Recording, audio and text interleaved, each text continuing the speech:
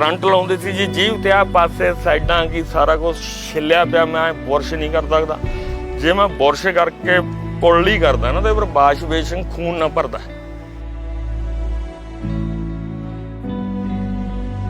बहुत भैड़े तरीके नाल टॉर्चर करदे सी। जिहड़ा फरीदकोट सीआई स्टाफ च बंदा टॉर्चर करदा सी वो अपने आप नूं बुच्चड़ कहंदा सी बंदा। उदों बाद फिर पानी दा टब रख लेंदे, इस तरह लत्तां चौड़ियां करके विचाले केस फड़ लेंदे विच तां लिआंदा थोड़ा जिहा फेर विच पानी ना पेट भर चुक्या हुंदा, फिर करंट लाउंदे। ये मैं जवाब दे पुलिस वाले जिउंदे भी हो सकते अज, ਜਿਹੜੇ कह सकते भी दस तेरे नाल कदों कित्थे किवें वापरी। मैं जवाब दें सारी गल। ਅਸੀਂ ਇੱਕ ਇੰਟਰਵਿਊ ਸੁਣਿਆ ਸੀ ਤੁਸੀਂ ਕਿਹਾ ਕਿ ਵਾਹਿਗੁਰੂ ਦਾ ਜਾਪ ਕਰਨਾ ਵੀ ਉੱਥੇ ਪਾਪ ਹੁੰਦਾ ਸੀਗਾ ਤੇ ਜੇ ਮੂੰਹੋਂ ਕੱਢ ਲਓ ਵਾਹਿਗੁਰੂ ਦਾ ਜਾਪ ਕਰ ਲਓ ਤਾਂ ਉਹ ਤੁਹਾਡੇ ਲਈ ਸਜ਼ਾ ਹੀ ਗਿਣੀ ਜਾਂਦੀ ਸੀ ਬਹੁਤ ਵੱਡੀ। ਫਰੀਦਕੋਟ ਸੀਏ ਸਟਾਫ 'ਚ ਜਦੋਂ ਟੌਰਚਰ ਕੀਤਾ ਜਾਂਦਾ ਸੀ ਨਾ, ਜਦੋਂ ਲੱਤਾਂ ਖਿੱਚੀਆਂ ਹੁੰਦੀਆਂ ਫਿਰ ਉਹ ਪੁੱਛਦੇ ਹੁੰਦੇ ਵੀ 10 ਫਲਾਨਾ ਕਿੱਥੇ ਜਾ, ਮੈਂ ਲੱਗ ਜਾਣਾ ਵਾਹਿਗੁਰੂ ਵਾਹਿਗੁਰੂ। ਉਹ ਜਦੋਂ ਵਾਹਿਗੁਰੂ ਵਾਹਿਗੁਰੂ ਕਰਨਾ ਤਾਂ ਉਹਨਾਂ ਨੇ ਚੱਪਲੀ ਮੇਰੇ ਮੂੰਹ 'ਚ ਤੁੰਨ ਦੇਣੀ। ਵਾਹਿਗੁਰੂ ਨਹੀਂ ਕਹਿਣਾ, ਜੋ ਕੁਛ ਅਸੀਂ ਪੁੱਛਦੇ ਆਂ ਉਹ ਦੱਸ। ਦਲਜੀਤ ਬਿੱਟੂ ਜਿਹੜਾ ਹਜ਼ਾਰਾਂ ਕਾਤਲਾਂ ਦੀ ਜ਼ਿੰਮੇਵਾਰੀ ਲੈਣ ਵਾਲਾ ਬੰਦਾ ਹੈ, 5 ਕਰੋੜ 70 ਲੱਖ ਦੇ ਡਾਕੇ ਦਾ ਜ਼ਿੰਮੇਵਾਰ ਹੈ, ਉਹਦੇ ਇੱਕ ਥੱਪੜ ਨਹੀਂ ਵੱਜਾ। ਪੁਲਿਸ ਨੇ ਉਹਦੇ ਇੱਕ ਥੱਪੜ ਵੀ ਨਹੀਂ ਮਾਰਿਆ, ਚਪੇੜਾ ਵੀ ਨਹੀਂ ਮਾਰਿਆ। ਤੇ ਸਾਡੇ ਸਰੀਰਾਂ ਦੇ ਕੀ ਹਾਲ ਕੀਤੇ ਐ, ਡਾਕਟਰੀ ਕਰਾ ਕੇ ਦੇਖੇ ਆਪਦੇ ਬਰਾਬਰ ਵੀ ਸਾਡੇ ਸਰੀਰਾਂ ਦੇ ਕੀ ਹਾਲ ਹੈ ਤੇ ਉਹਦੇ ਕੀ ਹਾਲ ਹੈ।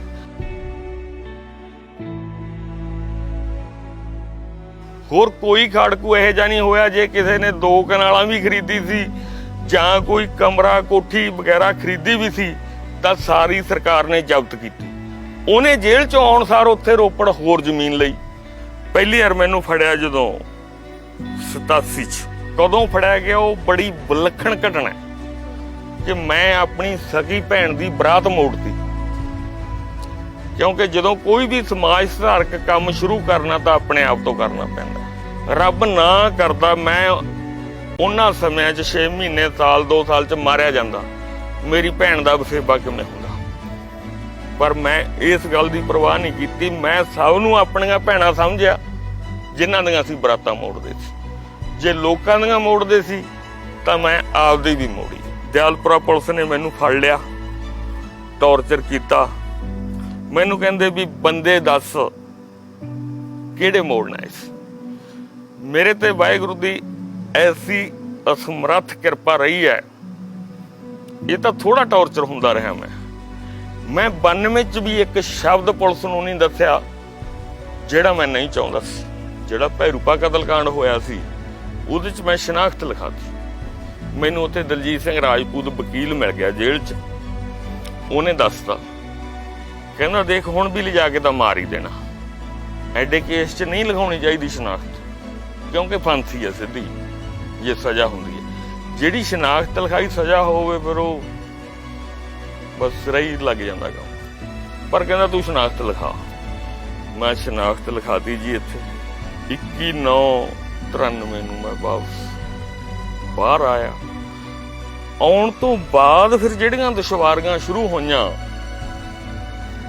ਉਹ ਆਪਣੇ ਢੰਗ ਦੀਆਂ ਵੱਖਰੀਆਂ ਸੀ ਵੀ ਕਿੱਥੋਂ ਕਿੱਥੇ ਆ ਗਏ।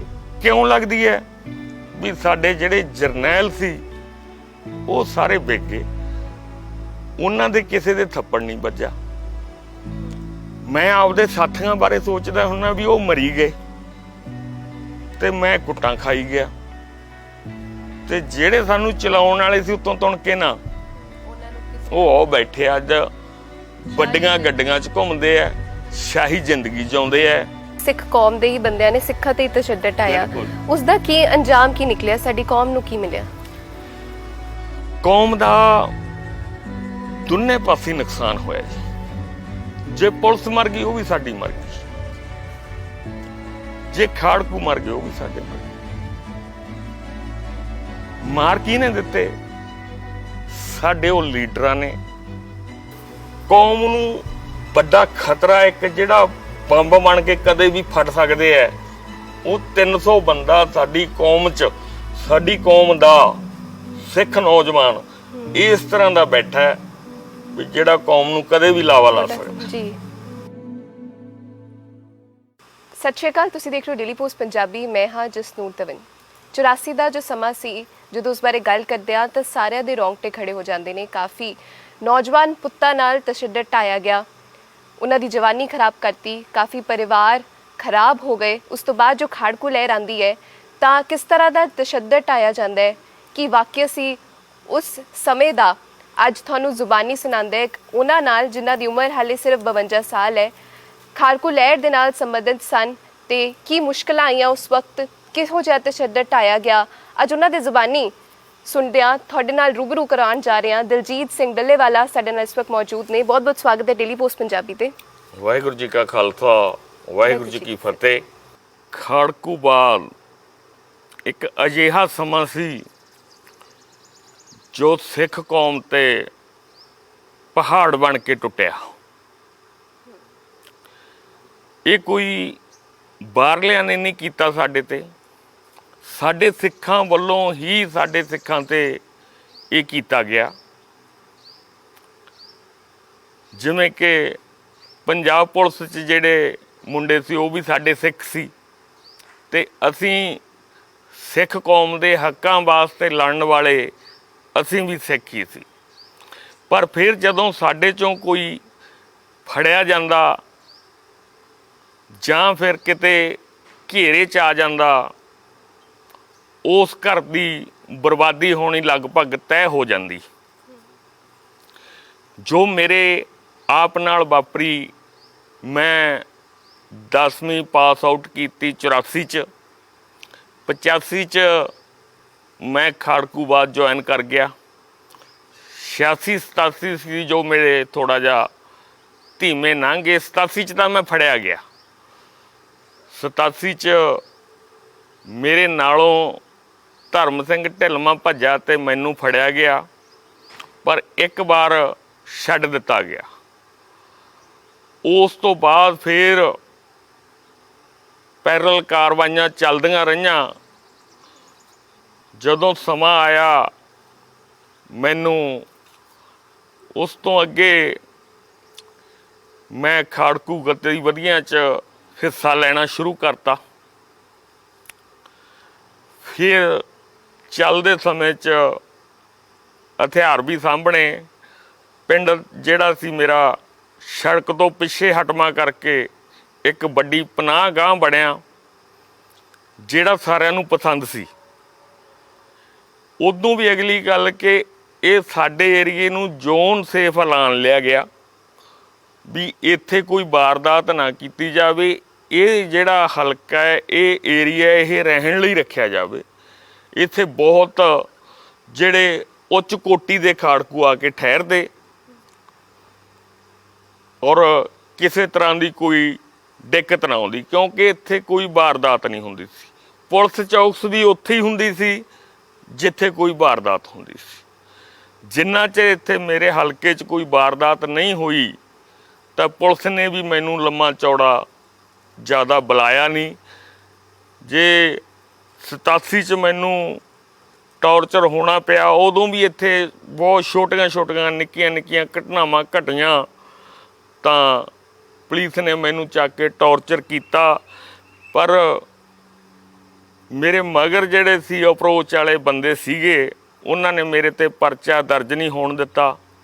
ਪਰਚਾ ਦਰਜ ਹੋਣ ਤੋਂ ਬਿਨਾਂ ਹੀ ਮੈਨੂੰ ਥਾਣੇ ਤੋਂ ਹੀ ਵਾਪਸ ਛਡਾ ਲਿਆਏ। ਉਸ ਤੋਂ ਬਾਅਦ ਫਿਰ ਮੈਂ ਜਿਹੜਾ ਹੈਗਾ ਚੱਲੀ ਗਿਆ ਸਿਸਟਮ ਸਾਡਾ ਬਹੁਤ ਜ਼ਿਆਦਾ। ਮਤਲਬ ਦੁੱਲੇ ਵਾਲਾ ਪਿੰਡ, ਦੁੱਲੇ ਵਾਲਾ ਤਹਿਸੀਲ ਫੂਲ, ਜ਼ਿਲ੍ਹਾ ਬਠਿੰਡਾ, ਖਾੜਕੂਆਂ ਦੀ ਪਨਾਹ ਗਾਹ ਦਾ ਕੇਂਦਰ ਬਣ ਗਿਆ, ਜਿੱਥੇ ਅਸਲਾ ਵੀ ਇੱਥੋਂ ਸਪਲਾਈ ਹੁੰਦਾ ਸਾਰੇ ਮਾਲਵੇ ਨੂੰ, ਉਹ ਸਰਦੂਲਗੜ੍ਹ ਤੱਕ, ਪਟਿਆਲੇ ਤੱਕ ਪੈਸਾ ਵੀ ਇੱਥੋਂ ਸਪਲਾਈ ਹੁੰਦਾ। ਸਾਨੂੰ ਸਾਡੇ ਪ੍ਰਧਾਨ ਸੀ ਜਗਰੂਪ ਸਿੰਘ ਜੀ ਜਗਜੀਤਪੁਰਾ, ਜਗਰੂਪ ਸਿੰਘ ਜੂਪਾ ਵੀ ਕਹਿੰਦੇ ਸੀ। ਦਲਜੀਤ ਸਿੰਘ ਬਿੱਟੂ ਉਹਨੂੰ ਇਹ ਕਹਿ ਕੇ ਚਲੇ ਗਏ ਕਿ ਅਫਗਾਨਿਸਤਾਨ 'ਚ ਜਿਹੜੇ ਆਪਣੇ ਪੱਖੀ ਬੰਦੇ ਸੀ ਉਹਨਾਂ ਦਾ ਰਾਜ ਹੋ ਗਿਆ। ਮੈਂ ਉਹਨਾਂ ਤੋਂ ਜਿਹੜਾ ਵੱਡੇ ਹਥਿਆਰਾਂ ਦਾ ਇੰਤਜ਼ਾਮ ਕਰਦਾ, ਮਤਲਬ ਲਾਂਚਰਾਂ ਦਾ ਇੰਤਜ਼ਾਮ ਕਰਦਾ, ਤੇ ਸਾਰਿਆਂ 'ਚ ਚਾਅ ਸੀ ਵੀ ਇਹ ਸਾਡੇ ਕੋਲੇ ਲਾਂਚਰ ਆ ਜਾਣਗੇ ਤਾਂ ਫਿਰ ਜਿਹੜੀਆਂ ਬੁਲਟ ਪ੍ਰੂਫ ਗੱਡੀਆਂ ਆਉਣਗੀਆਂ ਜਾਂ ਟੈਂਕ ਆਉਣਗੇ ਅਸੀਂ ਉਹ ਵੀ ਉਡਾ ਦਿਆਂਗੇ। ਕਿਉਂਕਿ ਇਹ 84 'ਚ ਹੋਇਆ ਸੀ।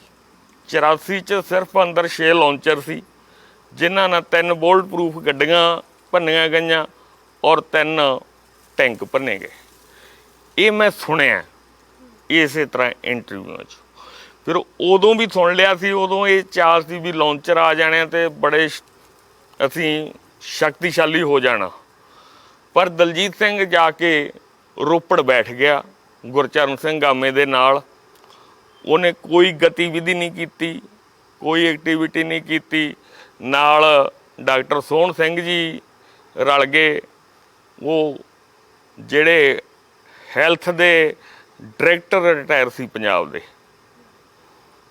ਉਹ ਤਿੰਨੇ ਉੱਥੇ ਬੈਠ ਕੇ ਆਪਦਾ ਜ਼ਮੀਨ ਉਹਨਾਂ ਨੇ ਖਰੀਦ ਲਈ, ਖੇਤੀ ਕਰਨ ਲੱਗ ਗਏ। ਜਦੋਂ ਖੇਤੀ ਕਰਨ ਲੱਗ ਗਏ ਤੇ ਲੋਕ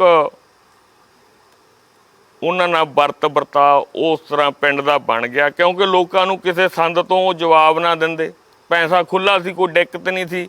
87 'ਚ 5 ਕਰੋੜ 70 ਲੱਖ ਦਾ ਡਾਕਾ ਵੱਜਿਆ ਸੀ। ਜਿਹੜਾ ਉਹ 5 ਕਰੋੜ 70 ਲੱਖ ਦਾ ਡਾਕਾ ਹੈ, ਮੈਂ ਉਹਦੇ 'ਚ ਇੱਕ ਅਹਿਮ ਜਾਣਕਾਰੀ ਦੇਣੀ ਚਾਹੁੰਦਾ ਵੀ ਸੁੱਖਾ ਜਿੰਦਾ ਸੁੱਖੀ ਕੁੱਕੀ ਸਭ ਬਾਹਰ ਨਿਕਲ ਗਏ। ਇੱਥੇ ਉਹਨਾਂ ਸਾਰੇ ਬੰਦਿਆਂ 'ਚੋਂ ਦਲਜੀਤ ਬਿੱਟੂ ਤੇ ਗੁਰਚਰਨ ਗਾਮਾ ਹੀ ਰਹਿ ਗਏ ਸੀ। ਮੈਂ ਇਹ ਤੋਂ ਪਹਿਲਾਂ ਇੰਟਰਵਿਊ ਪਾਈ ਸੀ ਇੱਕ ਅਕਾਲ ਚੈਨਲ ਤੇ, ਜਿਹੜੀ ਉਹਨਾਂ ਨੇ ਮੇਰੀ ਇੰਟਰਵਿਊ ਚੱਕ ਕੇ ਬਾਬਾ ਬਖਸ਼ੀਸ਼ ਸਿੰਘ ਦੀ ਇੰਟਰਵਿਊ ਪਾਈ ਸੀ, ਜਿਹਦੇ 'ਚ ਉਹਨਾਂ ਨੇ ਕਿਹਾ ਬਾਬਾ ਬਖਸ਼ੀਸ਼ ਸਿੰਘ ਜੀਆਂ ਨੇ ਕਿ ਸਾਨੂੰ ਕੋਠੀਆਂ ਖਰੀਦਣੀਆਂ ਪਈਆਂ, ਸਾਨੂੰ ਗੱਡੀਆਂ ਖਰੀਦਣੀਆਂ ਪਈਆਂ, ਸਾਨੂੰ ਹਥਿਆਰ ਖਰੀਦਣੇ ਪਏ। ਮੈਂ ਬਾਬਾ ਜੀਆਂ ਤੇ ਇੱਕ ਸਵਾਲ ਕਰਦਾ ਕਿ ਇੱਕ ਸਰਕਾਰ ਦਾ ਭਗੌੜਾ ਬੰਦਾ ਇੱਕ ਕੋਠੀ ਵਿੱਚ ਠਹਿਰਾ ਕਰ ਸਕਦਾ? ਇੱਕੋ ਇੱਕ ਕੋਠੀ ਸੀ ਜਿੱਥੇ ਸੁਖਦੇਵ ਸਿੰਘ ਬੱਬਰ ਰਹਿੰਦਾ ਸੀ, ਪਟਿਆਲੇ ਬਾਬੇ ਨਾਭੇ ਵਾਲਿਆਂ ਦੀ। ਉਹ ਪ੍ਰੋਪਰ ਬਾਬੇ ਬੀਬੀਆਂ ਨਾਭੇ ਵਾਲਿਆਂ ਦੀ ਕੋਠੀ ਸੀ, ਨਾ ਕਿ ਅਸੀਂ ਖਰੀਦੀ ਸੀ। ਉਦੋਂ ਬਾਅਦ ਜਦੋਂ ਸੁਖਦੇਵ ਸਿੰਘ ਬੱਬਰ ਜੀ ਉੱਥੋਂ ਫੜੇ ਗਏ, ਬੀਬੀਆਂ ਨੂੰ ਵੀ ਉੱਥੋਂ ਅਰੈਸਟ ਕਰ ਲਿਆ ਗਿਆ ਤੇ ਉਹ ਇੰਡੋ ਤਿੱਬਤੀਅਨ ਪੁਲਿਸ ਦਾ ਦਫ਼ਤਰ ਬਣਾ ਦਿੱਤਾ ਗਿਆ। ਉਹਨਾਂ ਨੇ ਹਾਈ ਕੋਰਟ 'ਚ ਕੇਸ ਲੜ ਕੇ ਉਹ ਕੋਠੀ ਆਪਣੀ ਵਾਪਸ ਲਈ। ਉੱਥੋਂ ਸਿੱਧ ਹੁੰਦਾ ਕਿ ਕੋਈ ਕੋਠੀ ਨਹੀਂ ਖਰੀਦੀ। ਦੂਜੀ ਗੱਲ ਵੀ ਉਹਨਾਂ ਨੇ ਗੱਲ ਕਰੀ ਵੀ ਅਸੀਂ ਗੱਡੀਆਂ ਖਰੀਦੀਆਂ। 5 ਕਰੋੜ 70 ਲੱਖ ਉਦੋਂ ਬਹੁਤ ਵੱਡੀ ਅਮਾਊਂਟ ਸੀ। ਗੱਡੀ ਕਿੰਨੇ ਦੀ ਆਉਂਦੀ ਸੀ ਉਦੋਂ? ਇੱਕ ਮਰੂਤੀ ਗੱਡੀ ਹੁੰਦੀ ਸੀ, 1 ਲੱਖ ਰੁਪਏ ਦੀ ਮਿਲ ਜਾਂਦੀ ਸੀ। ਜੇ 5 ਕਰੋੜ 70 ਲੱਖ ਦੀਆਂ ਗੱਡੀਆਂ ਖਰੀਦਣੀਆਂ ਹੁੰਦੀਆਂ ਤਾਂ ਕਿੰਨੀਆਂ ਖਰੀਦੀਆਂ ਜਾ ਸਕਦੀਆਂ ਸੀ? ਜੇ ਕੋਠੀਆਂ ਖਰੀਦਣੀਆਂ ਹੁੰਦੀਆਂ ਤਾਂ ਕਿੰਨੀਆਂ ਖਰੀਦੀਆਂ ਜਾ ਸਕਦੀਆਂ ਸੀ? ਉਹ ਇੱਕ ਥਾਂ ਜ਼ਿਕਰ ਕਰਦਾ ਹੈ ਕਿ ਜਦੋਂ ਅਰਮਾਨੀਆਂ ਦੇ ਰਾਜਦੂਤ ਰਾਡੂ ਨੂੰ ਚੱਕ ਕੇ ਲਿਆਂਦਾ, ਅਸੀਂ ਉੱਥੇ ਕੋਠੀ ਲਈ। ਉੱਥੇ ਕੋਠੀ ਮੁੱਲ ਨਹੀਂ ਲਈ ਸੀ, ਉੱਥੇ ਕਿਰਾਏ 'ਤੇ ਲਈ ਸੀ।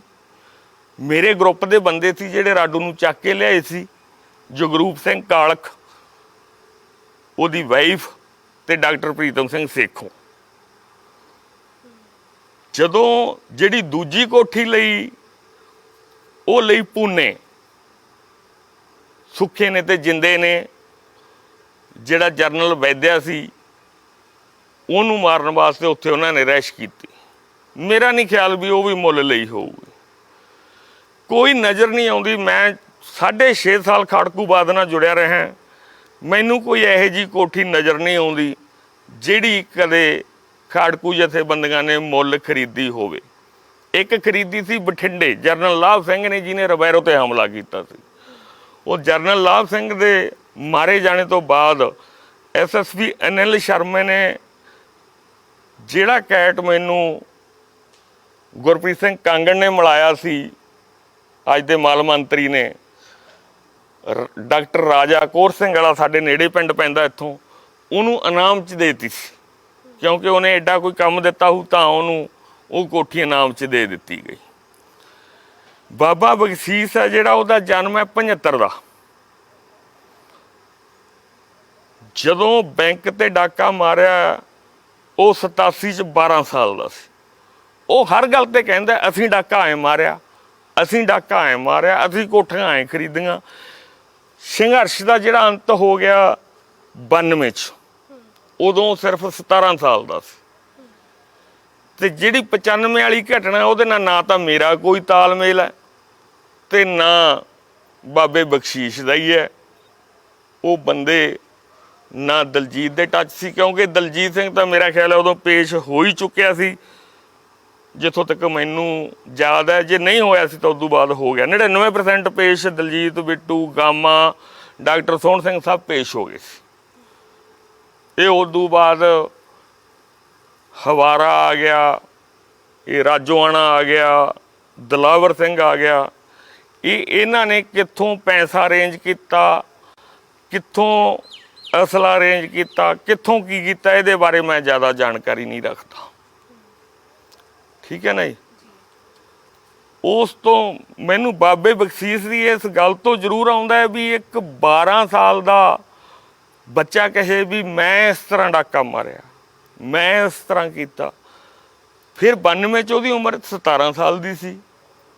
17 ਸਾਲ ਦਾ ਬੱਚਾ ਵੀ ਕੋਈ ਜ਼ਿਆਦਾ ਕਾਰਨ ਕਰਾਉਣ ਜੋਗਾ ਨਹੀਂ ਹੁੰਦਾ। ਕੋਈ ਚੀਜ਼ ਤਾਂ ਹੋ ਸਕਦਾ ਫੜ ਕੇ ਸਾਂਭ ਲੇ।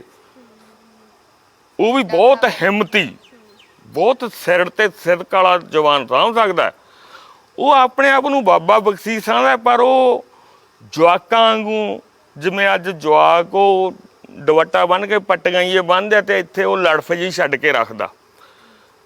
ਉਹ ਖਾੜਕੂਬਾਦ 'ਚ ਵੀ ਸਰਗਰਮ ਰਿਹਾ। ਉਹ ਪਿੱਛੇ ਹੁਣ ਆਹ ਕਿਸਾਨੀ ਸੰਘਰਸ਼ ਚੱਲਿਆ, ਇਹਦੇ 'ਚ ਵੀ ਸਰਗਰਮ ਰਿਹਾ। ਹੁਣ ਉਸ ਤੋਂ ਬਾਅਦ ਕੋਈ ਹੋਰ ਗੱਲ ਵੀ ਜਿਸ ਤਰ੍ਹਾਂ ਦੀ ਕੋਈ ਇੱਥੇ ਆਪਣੇ ਪੰਜਾਬ 'ਚ ਆਈ ਤਾਂ ਉਹ ਹਰ ਗੱਲ 'ਚ ਮੂਹਰੇ ਹੁੰਦਾ ਔਰ ਮੈਂ ਦੀ ਭੂਮਿਕਾ 'ਚ ਹੁੰਦਾ। ਉਹ ਕਿਉਂ ਹੁੰਦਾ ਇਹ ਤੁਹਾਨੂੰ ਵੀ ਪਤਾ ਤੇ ਮੈਨੂੰ ਵੀ ਪਤਾ। ਠੀਕ ਹੈ ਜੀ। ਦਲਜੀਤ ਬਿੱਟੂ ਦਾ ਬੁਲਾਰਾ ਹੈ ਉਹ, ਮੈਂ ਕਹਿ ਸਕਦਾ। ਦਲਜੀਤ ਬਿੱਟੂ ਜਿਹੜਾ ਹਜ਼ਾਰਾਂ ਕਾਤਲਾਂ ਦੀ ਜ਼ਿੰਮੇਵਾਰੀ ਲੈਣ ਵਾਲਾ ਬੰਦਾ ਹੈ, 5 ਕਰੋੜ 70 ਲੱਖ ਦੇ ਡਾਕੇ ਦਾ ਜ਼ਿੰਮੇਵਾਰ ਹੈ, ਉਹਦੇ ਇੱਕ ਥੱਪੜ ਨਹੀਂ ਵੱਜਾ। ਪੁਲਿਸ ਨੇ ਉਹਦੇ ਇੱਕ ਥੱਪੜ ਵੀ ਨਹੀਂ ਮਾਰਿਆ, ਚਪੇੜਾ ਵੀ ਨਹੀਂ ਮਾਰਿਆ। ਤੇ ਸਾਡੇ ਸਰੀਰਾਂ ਦੇ ਕੀ ਹਾਲ ਕੀਤੇ ਹੈ, ਡਾਕਟਰੀ ਕਰਾ ਕੇ ਦੇਖੇ ਆਪਦੇ ਬਰਾਬਰ ਵੀ ਸਾਡੇ ਸਰੀਰਾਂ ਦੇ ਕੀ ਹਾਲ ਹੈ ਤੇ ਉਹਦੇ ਕੀ ਹਾਲ ਹੈ। ਉਹਨੇ ਜੇਲ੍ਹ ਤੋਂ ਪਹਿਲਾਂ, ਫੜੇ ਜਾਣ ਤੋਂ ਪਹਿਲਾਂ ਜਿਹੜੀ ਜ਼ਮੀਨ ਖਰੀਦੀ ਉਹ ਕਿਸੇ ਨੇ ਜ਼ਬਤ ਨਹੀਂ ਕੀਤੀ। ਹੋਰ ਕੋਈ ਖਾੜਕੂ ਇਹੋ ਜਿਹਾ ਨਹੀਂ ਹੋਇਆ। ਜੇ ਕਿਸੇ ਨੇ 2 ਕਨਾਲਾਂ ਵੀ ਖਰੀਦੀ ਸੀ ਜਾਂ ਕੋਈ ਕਮਰਾ, ਕੋਠੀ ਵਗੈਰਾ ਖਰੀਦੀ ਵੀ ਸੀ ਤਾਂ ਸਾਰੀ ਸਰਕਾਰ ਨੇ ਜ਼ਬਤ ਕੀਤੀ। ਉਹਨੇ ਜੇਲ੍ਹ 'ਚੋਂ ਆਉਣ ਸਾਰ ਉੱਥੇ ਰੋਪੜ ਹੋਰ ਜ਼ਮੀਨ ਲਈ। ਰੋਪੜ ਦਾ ਇੱਕ ਪਿੰਡ ਹੈ, ਮੇਰੇ ਦਿਮਾਗ 'ਚੋਂ ਨਾਂ ਨਿਕਲ ਗਿਆ ਹੁਣ। ਉਹ ਦਲਜੀਤ ਆਪਦਾ ਲੁਧਿਆਣੇ ਰਹਿੰਦਾ ਬਹੁਤ ਵਧੀਆ ਤਰੀਕੇ ਨਾਲ। ਉਹ ਗੁਰਚਰਨ ਗਾਮਾ ਸੀ ਉਹਦੇ ਨਾਲ, ਜਿਹੜਾ ਉਹਦੀ ਭਤੀਜੀ ਨੇ ਉਹਨੇ ਮੈਰਿਜ ਕਰਵਾ ਲਈ ਸੀ। ਸਾਰਾ ਵਧੀਆ ਉਹਦਾ ਸੈੱਟ ਚੱਲ ਰਿਹਾ, ਕਿਉਂਕਿ ਨਾ ਤਾਂ ਉਹਦੇ ਸਰੀਰ ਤੇ ਕੋਈ ਸੱਟ ਰੜਕਦੀ ਹੈ ਸਾਡੇ ਵਾਂਗੂ, ਨਾ ਉਹਨੂੰ ਪੁਰੇ ਦਾ ਪਤਾ ਵਗਦੇ ਦਾ ਲੱਗਦਾ ਤੇ ਨਾ ਪਛੋਂ ਦਾ ਲੱਗਦਾ। ਸਾਨੂੰ ਜਦੋਂ ਪੁਰਾ ਵਗਦਾ ਫਿਰ ਉਦੋਂ ਇੱਕ ਅਸੀਂ ਚੰਗਿਆੜਾ ਨਹੀਂ ਮਾਰ ਸਕਦੇ, ਹੋਰ ਬਾਕੀ ਕੁਛ ਨਹੀਂ ਰਹਿੰਦਾ। ਇਕੱਲੇ ਪੁਰੇ ਵੇਲੇ ਹੀ ਨਹੀਂ, 24 ਘੰਟੇ ਉਸ ਤਰ੍ਹਾਂ ਰਹਿੰਦਾ। ਮੈਂ ਪਿਛਲੇ ਚੈਨਲ ਤੇ ਮੇਰੀ ਇੰਟਰਵਿਊ ਚੱਲਦੀ ਹੈ ਵੀ ਮੈਨੂੰ ਟੌਰਚਰ ਕਿਵੇਂ ਕੀਤਾ ਗਿਆ। ਜੇ ਕਹੂੰ ਤਾਂ ਮੈਂ ਉਹ ਤੁਹਾਨੂੰ ਥੋੜਾ ਅਸੀਂ ਜ਼ਰੂਰ ਦਰਸ਼ਕਾਂ ਨੂੰ ਸੁਣਾਉਣਾ ਚਾਹਾਂਗੇ, ਕਿਉਂਕਿ ਹੱਡ ਬੀਤੀ ਤੁਹਾਡੇ ਮੂੰਹੋਂ ਸੁਣਾਈ ਜਾਏ ਤਾਂ ਬਿਲਕੁਲ ਠੀਕ ਹੈ ਜੀ। ਪਹਿਲੀ ਵਾਰ ਮੈਨੂੰ ਫੜਿਆ ਜਦੋਂ 87 'ਚ, ਉਦੋਂ ਮੈਨੂੰ ਉਹਨਾਂ ਨੇ ਇੱਥੇ ਘੋਟਾ ਲਾਇਆ। ਇੱਥੇ 180 ਤੱਕ ਲੱਤਾਂ ਲਿਜਾ ਕੇ ਤੇ ਅੱਡੀਆਂ ਨਾਲ ਇੱਥੇ ਕੁੱਟਦੇ ਆ, ਅਲਫ ਨੰਗਾ ਕਰਕੇ। ਬਿਲਕੁਲ ਜੀ, ਅਲਫ ਨੰਗਾ ਕਰਕੇ ਕੁੱਟਦੇ ਆ। ਪਰ ਮੈਨੂੰ ਇੱਕ ਵਾਰੀ ਟੌਰਚਰ ਹੋਣ ਤੋਂ ਬਾਅਦ ਹੀ ਛੁਡਾ ਲਿਆ ਗਿਆ। ਫਿਰ ਮੈਂ 90 'ਚ ਫੜਿਆ ਗਿਆ। ਕਦੋਂ ਫੜਿਆ ਗਿਆ ਉਹ ਬੜੀ ਵਿਲੱਖਣ ਘਟਨਾ ਕਿ ਮੈਂ ਆਪਣੀ ਸਗੀ ਭੈਣ ਦੀ ਬਰਾਤ ਮੋੜਤੀ। ਕਿਉਂਕਿ ਜਦੋਂ ਕੋਈ ਵੀ ਸਮਾਜ ਸੁਧਾਰਕ ਕੰਮ ਸ਼ੁਰੂ ਕਰਨਾ ਤਾਂ ਆਪਣੇ ਆਪ ਤੋਂ ਕਰਨਾ ਪੈਂਦਾ। ਅਸੀਂ ਲੋਕਾਂ ਨੂੰ ਕਹਿੰਦੇ ਸੀ ਵੀ ਬਰਾਤ 11 ਬੰਦੇ ਆਉਣੀ ਚਾਹੀਦੀ ਹੈ, ਤੇ ਮੈਂ ਇਹ ਸੋਚਿਆ ਵੀ ਮੇਰੇ 300 ਕਿਉਂ ਆਵੇ, ਮੇਰੀ ਭੈਣ ਦੀ ਬਰਾਤ 300 ਕਿਉਂ ਆਵੇ, ਮੇਰੇ ਵੀ 11 ਬੰਦੇ ਆ ਵੀ। ਉੱਥੋਂ ਕੱਸੀ ਤੋਂ ਬਰਾਤ ਵਾਪਸ ਮੋੜਤੀ, ਸਾਰੇ ਪਿੰਡ ਨੂੰ ਪਤਾ। ਕਿਹਾ ਜਾਂਦਾ ਦੁਨੀਆ ਦੇ ਪਹਿਲੇ ਖਾੜਕੂ ਤੁਸੀਂ, ਜਿੰਨੇ ਆਪਣੀ ਭੈਣ ਦੀ ਬਰਾਤ ਵਾਪਸ ਮੋੜਦੀ ਸੀ। ਸਕੀ ਭੈਣ ਦੀ ਬਰਾਤ ਮੋੜੀ। ਦੇਖੋ ਉਦੋਂ ਪਿੱਛੇ ਕਿੱਡੀਆਂ ਵੱਡੀਆਂ ਪ੍ਰੋਬਲਮਾਂ ਸੀ। ਰੱਬ ਨਾ ਕਰਦਾ ਮੈਂ ਉਹਨਾਂ ਸਮਿਆਂ 'ਚ 6 ਮਹੀਨੇ ਸਾਲ 2 ਸਾਲ 'ਚ ਮਾਰਿਆ ਜਾਂਦਾ, ਮੇਰੀ ਭੈਣ ਦਾ ਵਸੇਬਾ ਕਿਵੇਂ ਹੁੰਦਾ। ਪਰ ਮੈਂ ਇਸ ਗੱਲ ਦੀ ਪਰਵਾਹ ਨਹੀਂ ਕੀਤੀ। ਮੈਂ ਸਭ ਨੂੰ ਆਪਣੀਆਂ ਭੈਣਾਂ ਸਮਝਿਆ ਜਿਨ੍ਹਾਂ ਦੀਆਂ ਅਸੀਂ ਬਰਾਤਾਂ ਮੋੜਦੇ ਸੀ। ਜੇ ਲੋਕਾਂ ਦੀਆਂ ਮੋੜਦੇ ਸੀ ਤਾਂ ਮੈਂ ਆਪਦੀ ਵੀ ਮੋੜੀ। ਠੀਕ ਹੈ ਨਾ ਜੀ। ਉਦੋਂ ਬਾਅਦ ਫਿਰ ਮੈਨੂੰ ਦਿਆਲਪੁਰਾ ਪੁਲਿਸ, ਸਾਨੂੰ ਥਾਣਾ ਦਿਆਲਪੁਰਾ ਲੱਗਦਾ ਸੀ ਉਦੋਂ, ਹੁਣ ਫੂਲ ਲੱਗਦਾ। ਦਿਆਲਪੁਰਾ ਪੁਲਿਸ ਨੇ ਮੈਨੂੰ ਫੜ ਲਿਆ, ਟੌਰਚਰ ਕੀਤਾ। ਮੈਨੂੰ ਕਹਿੰਦੇ ਵੀ ਬੰਦੇ ਦੱਸ ਕਿਹੜੇ ਮੋੜਨਾ ਸੀ। ਮੇਰੇ ਤੇ ਵਾਹਿਗੁਰੂ ਦੀ ਐਸੀ ਅਸਮਰੱਥ ਕਿਰਪਾ ਰਹੀ ਹੈ।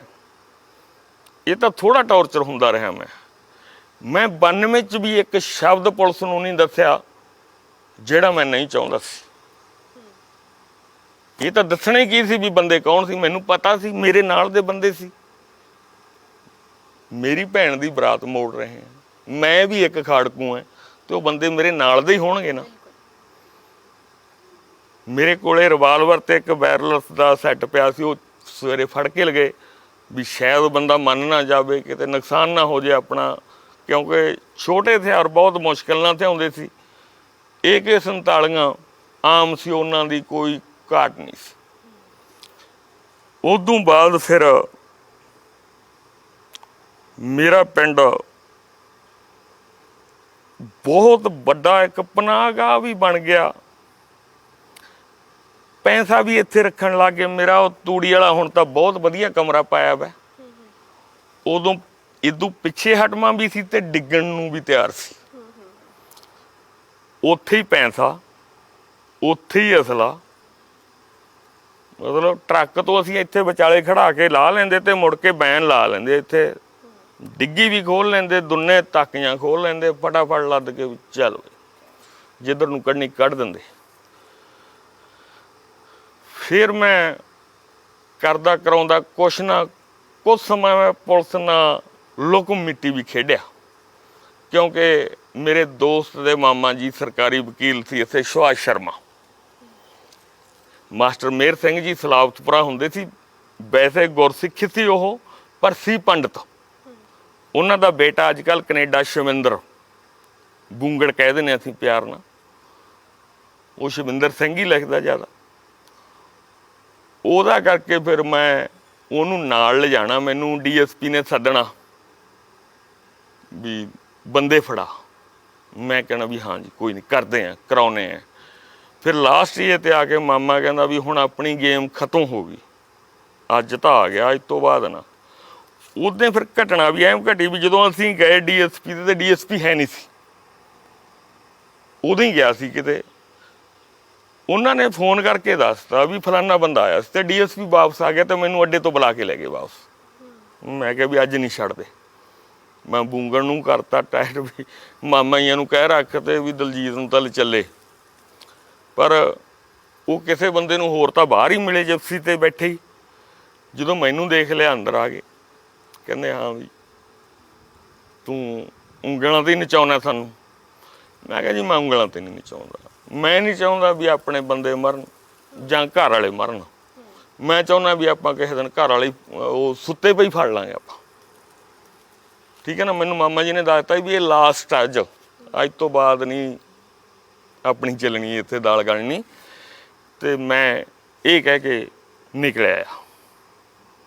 ਮੈਂ DSP ਵੀ ਉਹ ਬੜੇ ਭਲੇ ਪੁਰਸ਼ ਸੀ, ਸੁਖਦੇਵ ਸਿੰਘ।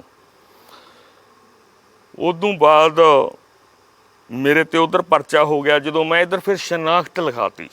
ਸ਼ਨਾਖਤ ਸਮਝਦੇ ਹੋ? ਸ਼ਨਾਖਤ ਨਾ ਮੂੰਹ ਬੰਨ ਲਈਦਾ ਆਪਾਂ ਕਿਸੇ ਕੇਸ 'ਚ। ਜਦੋਂ ਆਪਾਂ ਕਹਿੰਦੇ ਵੀ ਦੱਸੋ ਕੌਣਾ ਦਾ ਵੀ ਮੈਂ ਕਰਿਆ ਕੰਮ ਹੈ। ਜਿਹੜਾ ਭੈਰੂਪਾ ਕਤਲਕਾਂਡ ਹੋਇਆ ਸੀ ਉਹਦੇ 'ਚ ਮੈਂ ਸ਼ਨਾਖਤ ਲਿਖਾਤੀ। ਮੈਨੂੰ ਉੱਥੇ ਦਲਜੀਤ ਸਿੰਘ ਰਾਜਪੂਤ ਵਕੀਲ ਮਿਲ ਗਿਆ ਜੇਲ੍ਹ 'ਚ। ਉਹਨੇ ਦੱਸਤਾ, ਕਹਿੰਦਾ ਦੇਖ ਹੁਣ ਵੀ ਲਿਜਾ ਕੇ ਤਾਂ ਮਾਰ ਹੀ ਦੇਣਾ, ਐਡੇ ਕੇਸ 'ਚ ਨਹੀਂ ਲਿਖਾਉਣੀ ਚਾਹੀਦੀ ਸ਼ਨਾਖਤ, ਕਿਉਂਕਿ ਫਾਂਸੀ ਹੈ ਸਿੱਧੀ ਜੇ ਸਜ਼ਾ ਹੁੰਦੀ ਹੈ। ਜਿਹੜੀ ਸ਼ਨਾਖਤ ਲਿਖਾਈ ਸਜ਼ਾ ਹੋਵੇ ਫਿਰ ਉਹ ਬਸ ਸਿਰਾ ਹੀ ਲੱਗ ਜਾਂਦਾ ਕੰਮ। ਪਰ ਕਹਿੰਦਾ ਤੂੰ ਸ਼ਨਾਖਤ ਲਿਖਾ। ਮੈਂ ਸ਼ਨਾਖਤ ਲਿਖਾਤੀ ਜੀ। ਇੱਥੇ ਇੱਕ ਭੈਰੂਪੇ ਤੋਂ ਸੀ ਹੰਸਰਾਜ ਚੋਪੜਾ, ਜਿਹਨੂੰ ਗਨਮਾਈਨ ਵੀ ਮਿਲੇ ਵੇ ਸੀ। ਉਹਨੂੰ ਜਦੋਂ DSP ਨੇ ਦੱਸਿਆ ਵੀ ਤੇਰੀ ਦਲਜੀਤ ਸਿੰਘ ਤੇ ਇਸ ਤਰ੍ਹਾਂ ਗਵਾਹੀ ਲਿਖੀ ਹੈ, ਉਹਨੇ ਉਹਦੀ ਐਫੀਡੇਵਿਟ ਮਾਰਿਆ ਉਹਦੇ ਪੈਰਾਂ 'ਚ।